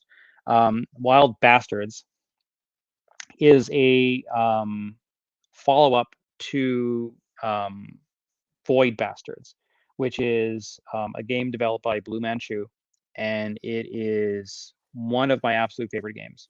Void Bastards is absolutely incredible. It's so fun. It's got such a personality and charm to it that I absolutely adore playing that game. Wild Bastards is nowhere near as good. It kind of lacks everything that made Void Bastards so engaging, and like they both have a very similar art style, but Void Bastards kind of embraces the comic book aspect of it. So when there's sound effects, they're in words. Like when you see an enemy, you'll see the little words going tink tink tink tink tink tink tink tink when they're on the outside of a door. None of that's in Wild Bastards. It still has the same art design, but it doesn't capitalize on kind of like that type of personality, and instead it puts all of its eggs in the basket of these 13 characters that are the Wild Bastards. And you basically start with 2, and then you work your way through each little galaxy segment as you recruit a new one, and then eventually you get to the 13th, and then the main story kind of hook in terms of like the twists and stuff start playing around, and then you determine what your actual goal is, and it goes from So there. this is Ocean's 13. Pretty much. But Old West. So like the Wild Bastards themselves are pretty cool. They all have unique weaponry. They all have unique powers. The problem is the shooting. I could never find a middle ground of it actually being fun. So like you'd have your cursor, and then when you were trying to do little like micro changes and stuff, it would just jerk, and it. I eventually had to get to the point where I had to kind of just like move my other keep the cursor going, and then have my movement, and then line up an enemy as it got into my cursor, and the shooting's just not great. I read a review where they talked about some settings that they used, and I'm going to try and use those settings. But I tried it on the Switch. I also tried it on Series X. And I, even though while the controller is definitely better to use on Series X than the Switch, I still couldn't find a happy middle ground for the shooting. And the shooting is like half the game. Um, so basically, the loop of what you're doing is you have a galaxy map that essentially has little points of interest, and each point of interest has different enemies, different rewards, and eventually at the end is a coffin, and the coffin is how you resurrect another member of the Wild Bastards who was killed, and then you go from there. This path is kind of chosen by the Drifter, which is a sentient spaceship that of legend that would help the Wild Bastards in their most dire moment. And so basically, when you pick these spots, you basically go down to you pick your Wild Bastards that you're going to make as part of your 4-man team or 2-man team or 3-man team or whatever. And you basically go down to the surface. Now you can be split up and scattered, but also if your Wild Bastards hate each other, they will not go down to the surface together. Now you can rectify that by feeding them beans, and then that will make them pals, and then they can go down to the surface. So once you go down to the surface, you have another type of grid, like a board game type of thing, where you can go here and there's a blockade, you can go here and this is a spot where you can refill your health and armor, this is a spot where you can teleport to another part of the map. And then you go to your blockades, and that's where you go into combat. and the combat will be against 2 enemies. It'll be against 9. It'll be random. There's times where I've gone down to the surface, and the little AI companions that I've recruited to my team through the upgrades will have killed all the enemies before I can even find any of them. So each bastard can be upgraded with up to 6 aces, which is like your stats. So things like faster reloading or more health or more armor. Then you also have your core aces, which is like a set skill. So the regular aces, you can choose from them when you level up. Then you also have a charged ace, which is kind of like a perk you get if your health is full, or sorry, if your energy is full. And your energy is full is by letting them rest on the spaceship instead of having them go down.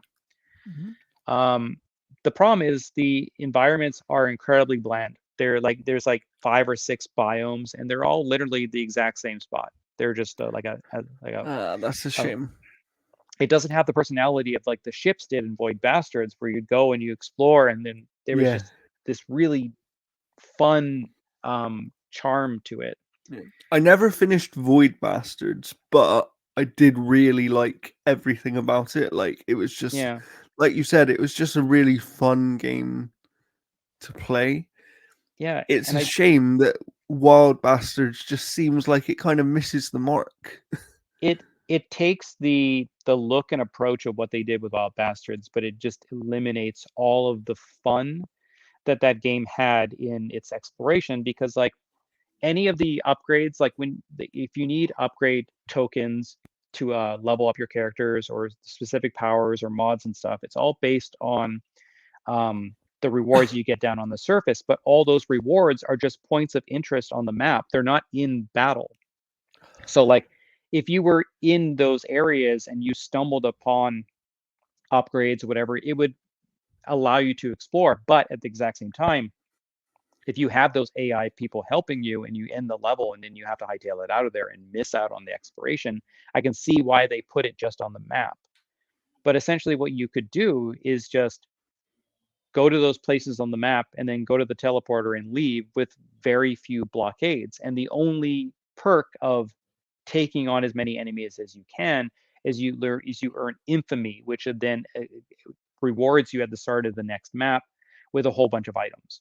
And those items are your mods, because your mods are temporary, and those things increase things like your fire rate or your health or your armor, or like how much juice you pick up on kill. And juice is how you use your abilities. Some of the abilities are like setting every enemy on fire, or randomly killing an enemy, or throwing out a decoy or a shield in front of you, or throwing out a bunch of coyotes to go and attack enemies. So playing as Rawhide, there were times where I had like 10 or 15 coyotes, and while that's fun, it crashed the game on Switch for me. That's a shame. That's a real shame. The thing is, like, the game is decent. I think I gave it a 6.5. It is decent. It has just enough going for it to be, fun in some ways. But I gave Void Bastards a 9.5, and I was expecting at least another 9 out of Void Bastards, and it just didn't deliver at all. That's a shame. That's a shame. So I am now going to jump in and talk about something like, well, a couple of things I've been playing, because some of my things I want to say are short, but I know you also have probably something else you want to talk about. So, firstly, you'll see me yawning in this episode, and I do apologize. I was up very late last night trying to beat the final boss in the Elden Ring DLC, and I don't know if we can spoil that yet, so I'm going to leave that as just the final boss in the Elden Ring DLC. Keith Mitchell from the Outer Haven was trying to help me do that, and it was not going well. We gave up in the end, and then I actually did beat him before the podcast today. So I have finished all of the must beat bosses in the Elden Ring base game and in the DLC, and I now have just a lot of kind of side things to do. So gonna keep playing that over time. But yeah, I've done a few reviews that you might have seen recently. The first one was Rugrats Adventures in Gameland, which I reviewed for the Outer Haven, which is a retro platformer kind of It's got an 8-bit mode. It does some interesting things with presentation because of that, but it's not a very good game. It's very the way I describe it in the review, and you can go and read it on the outerhaven.net, is that the game cannot decide what it wants to be, because the 8-bit mode and the actual style of game being this kind of platformer, almost like a Mario, um, feels very much like it's geared towards people of my age that grew up with the show, and a bit of nostalgia with an older style of game. Yeah, it feels that way on the face of it, but then when you play the game itself, the vast majority of the gameplay and what you're doing is very, very simplistic, to the point where it makes the game feel it's like it's targeting more of a very young audience. To give Yeah. you an example, you basically jump or ground pound in this game, What, they and didn't that it they didn't give Tommy Pickles a gun? so you jump or ground Yeah, pound, cancel my and you pre-order. can you can pick up certain items to Like guns? help you in platforming. Like, you might have to pick up ABC bricks at one point and tower Mm. them up to get to a certain section, or you might pick up something else that you can jump on to bounce up, those kind of things. But generally speaking, you are literally jumping and ground pounding. There are no special abilities you can pick up like in Mario. There are some light puzzly type of things where you'll get to a gate that you have to unlock to progress. The problem is, those puzzles ultimately always just end up as navigate to a different section of the level or a different screen and find Tommy's screwdriver to open the gate. Mm. So it's very simplistic in terms of the core gameplay loop. And then when you come to the sections that are different, like the boss fights, it does this other thing again, where it's no longer focusing on simplicity for younger gamers. It gives you these what can be quite difficult boss fights, but the reason they're difficult is because there is no explanation about what you're meant to do and how you're meant to beat this boss. Like, Mm. there's one boss that I literally couldn't even figure out how I was supposed to damage him. It was really weird, like really, really strange.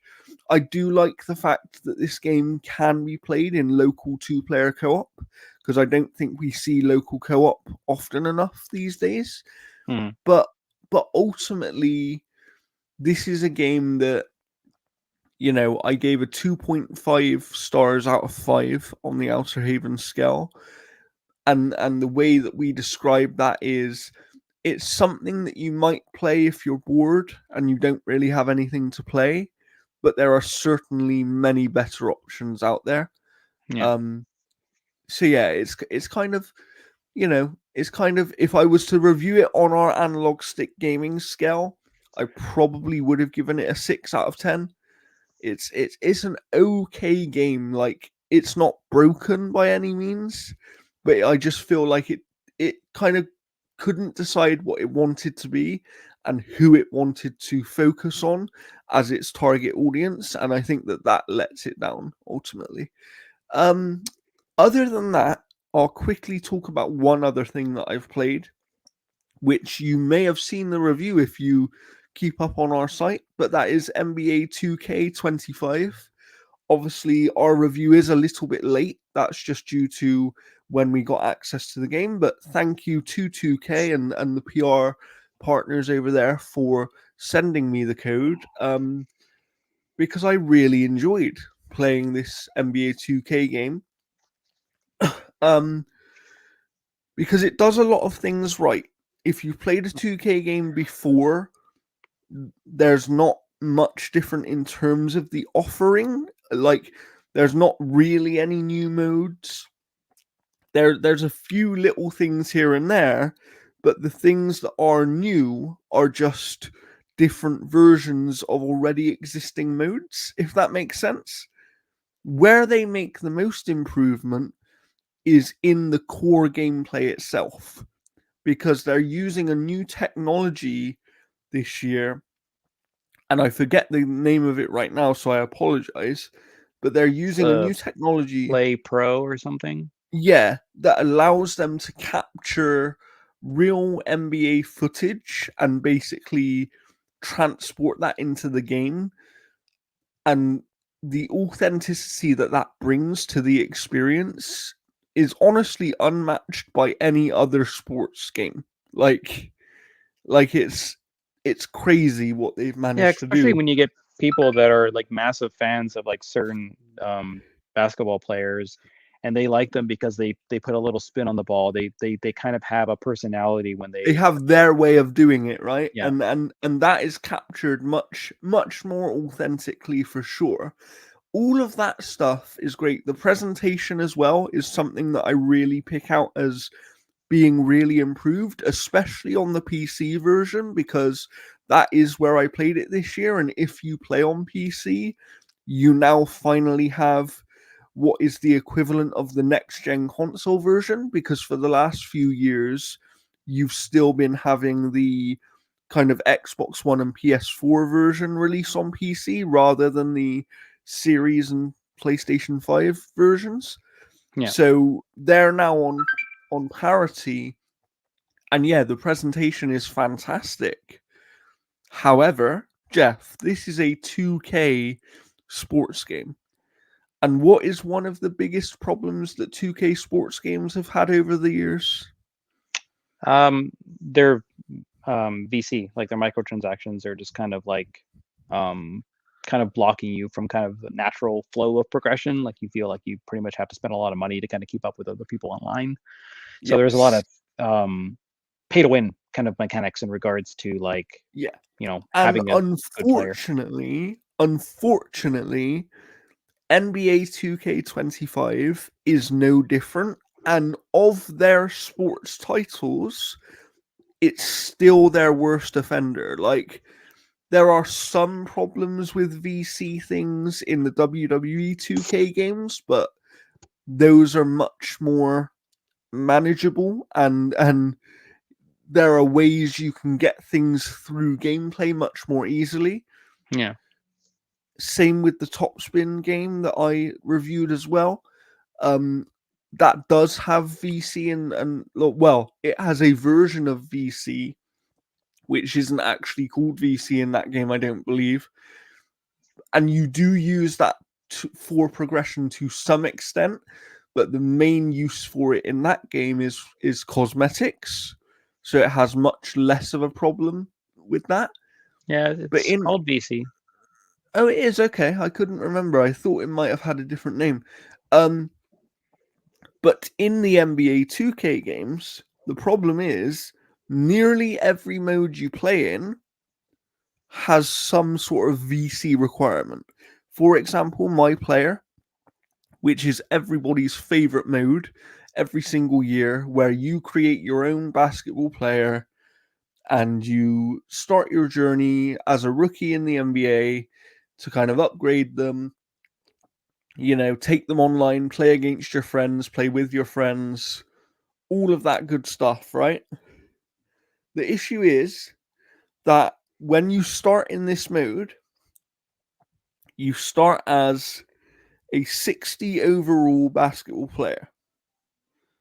And you can increase your stats only by using VC, because you will get temporary increases through training, which allow you to basically do weightlifting in the game or do run on a treadmill, and they're like little mini games that you can engage with. They've been in the franchise for quite a while now, and those will allow you temporary stat boosts to a specific stat for the next game that you play in your player's career mode which is the single player portion of the My Player mode. The problem is, to get permanent upgrades to your stats, you need VC. You do earn VC through playing games, whether that be online or offline with your My Player. Yeah. But the amount which you earn is not balanced well enough compared to the amount which you need to upgrade. Like, you get to the point where you'll need 2 or 3,000 VC to go up one level on a stat, right?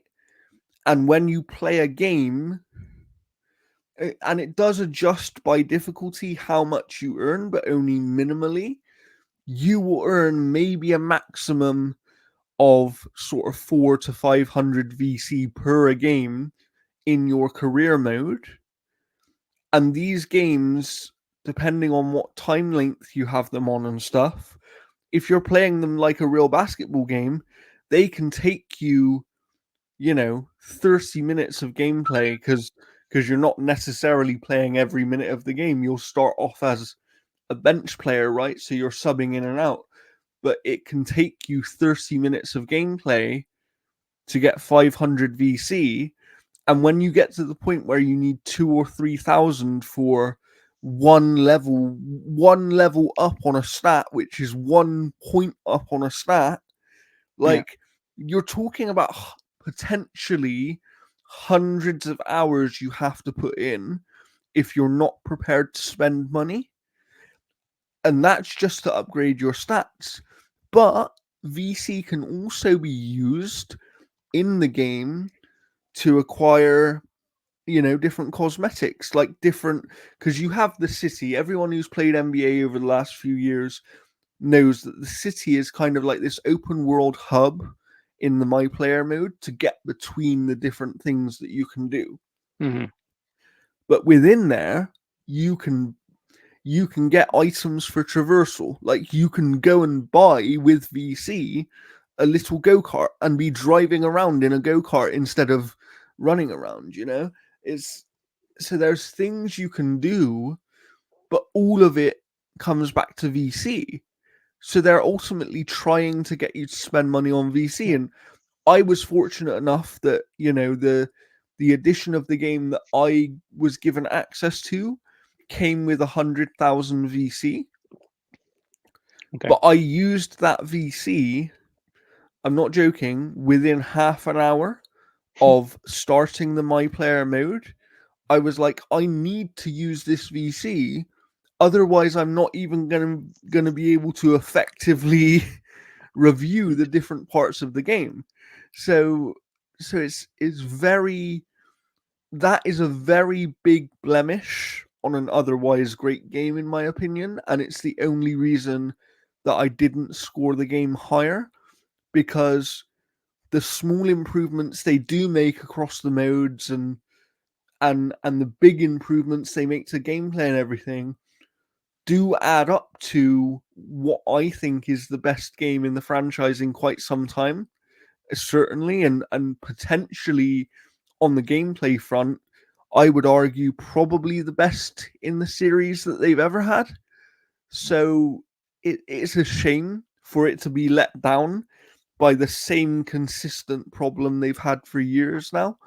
But, hopefully they will see the feedback, because mine isn't the only review which brought up that issue. And you can also see another review from one of our colleagues over at the Outer Haven who also reviewed the game.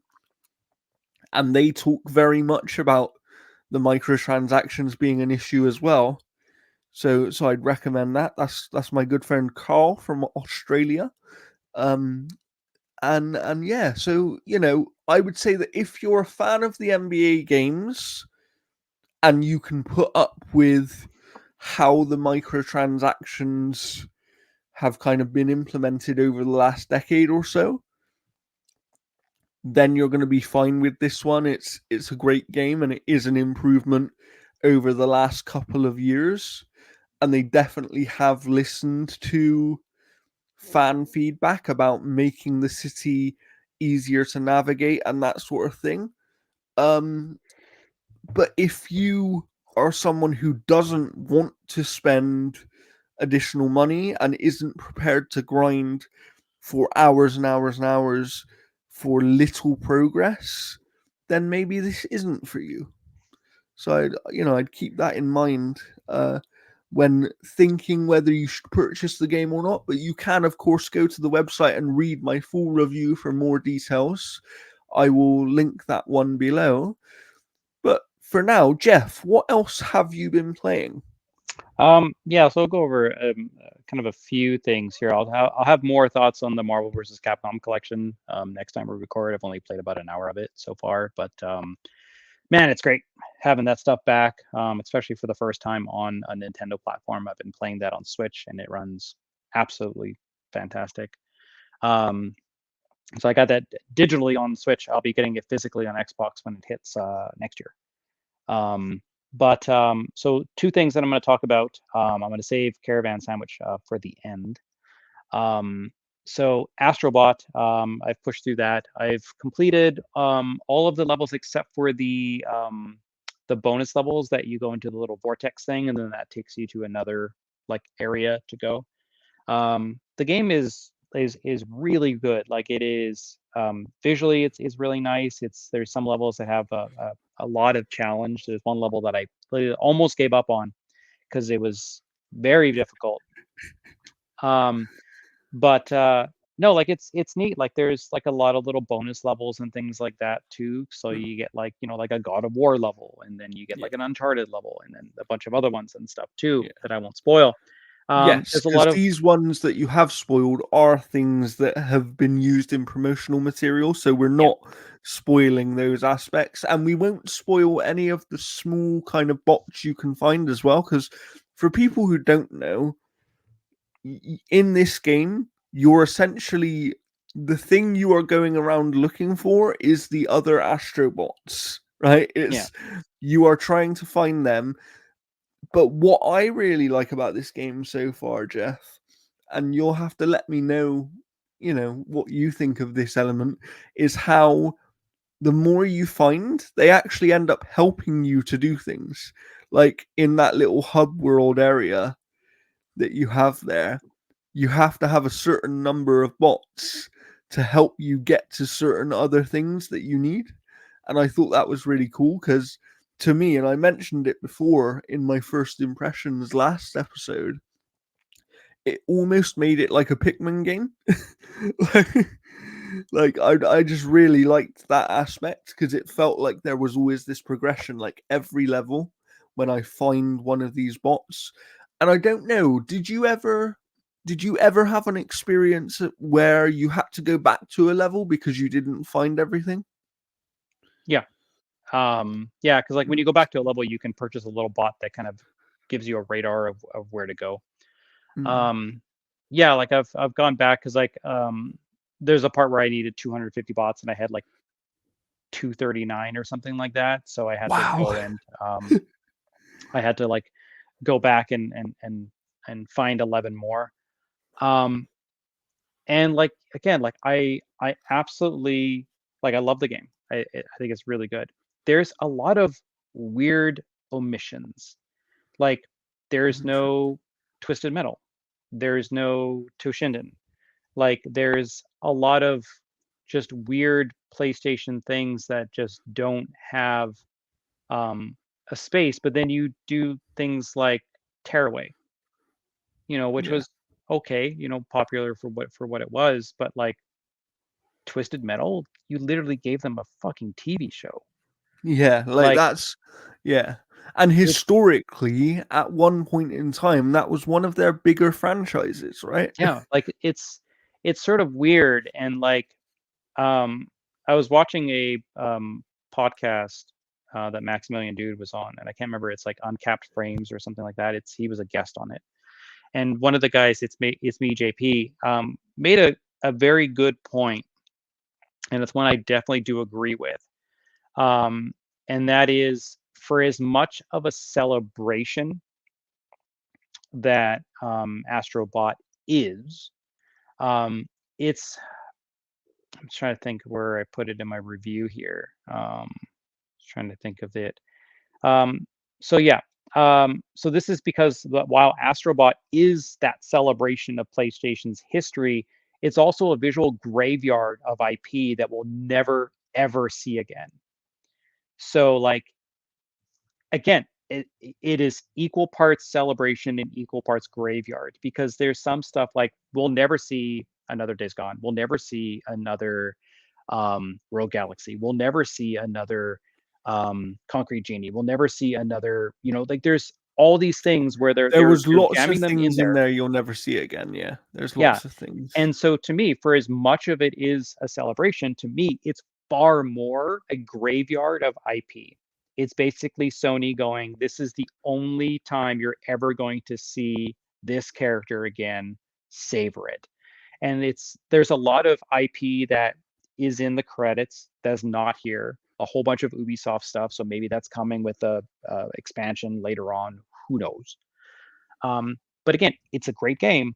It is just a stark realization that PlayStation, who is their CEO or CFO, has basically said, we don't have enough IP. It is a stark Have reminder loads of that IP that PlayStation, they just killed. yeah, like PlayStation has a shit ton of IP and they're not doing fuck all with it. And Astrobot is a reminder of that. So Yeah, it is, again, Astrobot as a game, as for what it does, is fantastic. But it is a very stark reminder that PlayStation has effectively like smothered its entire past. Yeah, so that its future essentially is just the same type of experience. yeah, yeah, Because there's a yeah, definitely. ton of amazing stuff in there. Because like you have things like like Sly Cooper and Jack and Daxter and Legends of Dragoon and all that kind of stuff. And like they have little nods and things like that. Like you can get a costume to dress up as Sly Cooper. Yeah, You can get a yeah, costume to dress up as the characters from Ico or like Shadow of the Colossus. Um, so there's a lot of neat little things there, and like the game is fantastic. Like I think it is as good or if not better than most of the stuff that's come out of Mario. Um, yeah, but yeah, like that's my only big negative is that it seems like the developers of this game have more care for PlayStation's history than PlayStation does itself. yeah, yeah. I can understand that for sure. Is and that is the sad part of it, because like you said, this game is a celebration, and there's a character that you can find fairly early on in one of the levels, and I won't spoil which character it is, but as soon as I saw a certain thing, my partner was sat next to me, and I said, "Oh, I bet so and so's in there." And then when I broke this thing, and that character was in there, like we both had a massive smile on our face. And then it was like that thing of, oh, but we might never see that character again. So it kind of is this double-edged sword in that way. So I And completely understand that. there's no Square Enix at all. Like Yeah. like I would have loved the ship from Einhander. Like that would have been Yeah. amazing. We don't necessarily need the Final Fantasy stuff, but a lot of like, you could have had Parasite Eve, like you could have had all these other types of stuff because like Yeah. Capcom's in there like a fucking dirty shirt, like Yeah. you know. Yeah. But Strange. It's strange. We do have a quick piece of breaking news just before you speak about the next game, and we get out of here. sure, And this is only a tiny one, but the filming on the Watch Dogs movie has completed. So Hmm. there's that too. So we're actually probably going to get that movie. so, I mean, it so can't be any so worse than Borderlands. so Watch Dogs lives on in some way. Watch Dogs is not a dead IP yet, as some people had feared. But yeah, apart from that, I know you have played a small little game that we've alluded to a few times, that I've only seen screenshots of, but I said to you as soon as I saw it, like, this looks like a really interesting game. So why Yeah. don't you tell me all about it, Jeff? Caravan sandwich, and that's WITCH. So it's not like, a sandwich, like not you're not eating anything. You do collect sandwiches in the game though. Um, Caravan Sandwich is absolutely amazing. It's made by a trying to think who the developer. It's like is it who made Caravan Sandwich? It's like plain something, plain toast. And this game is basically you play as a girl named Saj, and she receives a distress signal from her sister back on the home planet that she's from. She works as in a space station for a company called the Consortium. And essentially, what it is that this distress call doesn't make any sense because she's been missing and presumed dead for 6 years. So she goes back to the home planet and she ends up interacting with people that she hasn't seen in 6 years, close friends, some of which have had a child since she's been gone. Her dad, who has effectively had to deal with missing both his daughter, who went missing 6 years ago, but also the fact that Saj doesn't really communicate with him anymore. So he effectively kind of lost both of his daughters during that moment. You end up teaming up with a close friend who's very tech savvy, and then you end up meeting a older lady who's been kind of like looking after the village for years, and she gives Saj her van to be able to go out and to disrupt these jammers, which are blocking communications all over the planet. So you use the van to essentially go around this planet called Sagalo, and it's both big and expansive, and yet small and compact. You will learn every little nook and cranny of that world, and you basically use like a grappling hook on the van. You basically use like a scanner that can be upgraded to hack things. You get a zip line thing where you can attach the grappling hook to something up top and then zip line up to it. So it's kind of like a Metroidvania in that respect, where like each chapter will end with you upgrading it, and upgrading the van is super funny because there's a part where like these like little montages where you're making like the grappling hook, and you see them like grappling and they're like thumbs up and stuff, and then the next picture is like her like face planted on the ground and like her friend looking down. Like this is these neat little moments. But for as much of the driving around and for as much of the exploration and all that kind of stuff, it really comes down to some smart writing, some great character moments, and like dealing with grief and um, kind of like just being there for like friends and loved ones and stuff. Like there's some really amazing character moments where like you'll have side missions where you are just simply driving somebody somewhere, getting something and then driving back. But the side quest is not about that. It's about the communication and the conversations you're having in the van as you're driving back and forth. Um, and this game is just it's visually nice. Like it doesn't look or run great on Switch, but it does have that kind of low res charm to it nonetheless. Um, like I've tried it on PS5 and it's super crisp and it looks amazing. I mean, it's just got a really Um, nice art style, right? That's what was well, clearly yeah, like evident about it. it's whites, grays, greens, orange, and browns and blues. And like the village that you come from, Estella Village, whatever, it's got like the other colors. So it's got like the reds and the other greens and the other colors and yellows and stuff. It's got those, but the world itself is made up of just like those kind of colors. Yeah. And yeah, the soundtrack by Autonomy or Autonomy, I don't know how to pronounce it. It's like 32 tracks. The soundtrack's absolutely amazing. Each track kind of ends with or each chapter kind of ends with like a song playing, not like Alan Wake 2 or anything like that. It's not this big vignette or anything like that. It's is just like it plays that music. There's no conflict, like sorry, there's no combat, but there is conflict.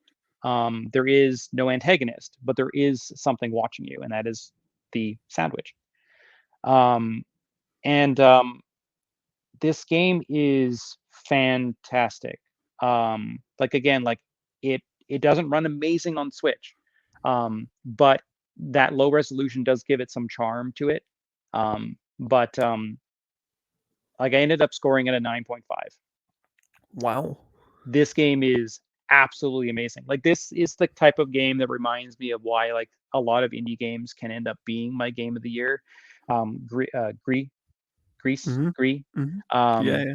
that was my game of the year when it came out. Chained Echoes was my game of the year when it came out.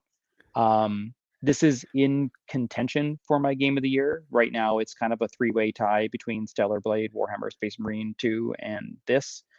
But yeah, this game is just absolutely fantastic. It sounds like it, and I hope to be able to check it out at some point.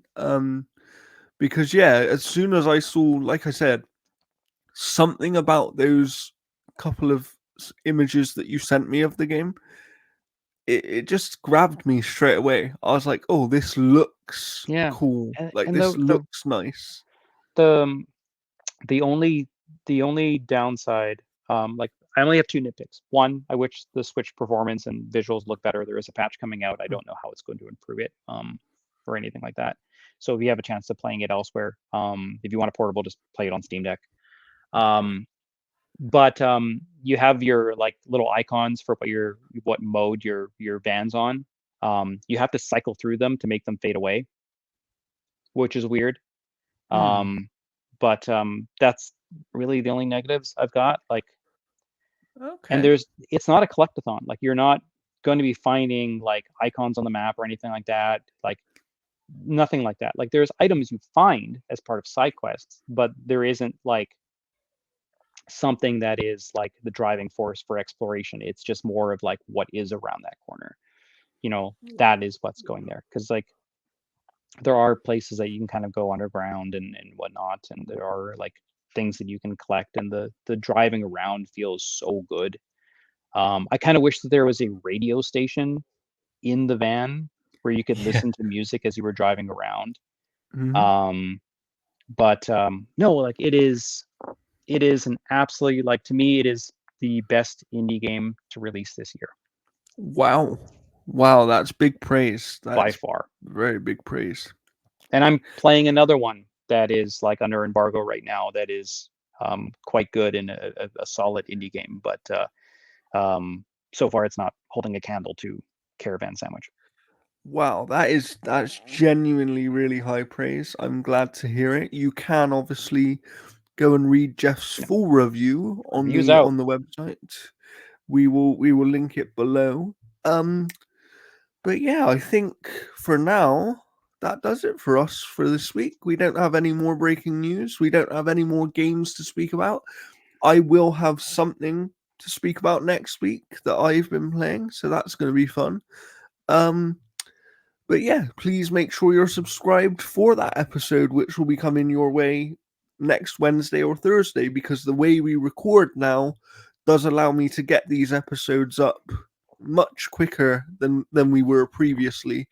Just saves a lot on editing time and that kind of thing. So you should have seen a reasonable cadence recently of 1 week you'll get your episode on Friday or Saturday, and then the following week you'll get it either late on a Wednesday or on a Thursday at some point. But yes, so please make sure you are subscribed. Follow us on Twitter/X. Follow the website. Make sure you check out all the stuff we got over there. We had like God knows how many news stories yesterday go up on the Oh website. god, my phone was just blowing up. Holy crap, everybody decided to release a game pretty much yesterday. Because yeah, like we had Caravan Sandwich, we had Wild Yeah, Bastards, we had Yars Rising, yeah, we had a yeah. whole bunch of stuff that was just releasing yesterday. So And we have a lot of other news as well about upcoming games and demos and all that kind of stuff. So we don't only do reviews, we're a really good source for news. So please make sure you go and check us out, because, and I can say this, we are trying to get the site onto OpenCritic. So obviously the more traffic we can get, the good for us, and hopefully, you know, if we do get onto OpenCritic, you'll be able to see many more of our reviews that you might have missed in the past, because Jeff did hundreds of them before I turned up. yeah, we're almost at 500 reviews since 2017. Wow, that's crazy. That's crazy. So yeah, please keep it with us. Stay in the mix, as we like to say here, and we will see you next week. But for now, it's a goodbye from me.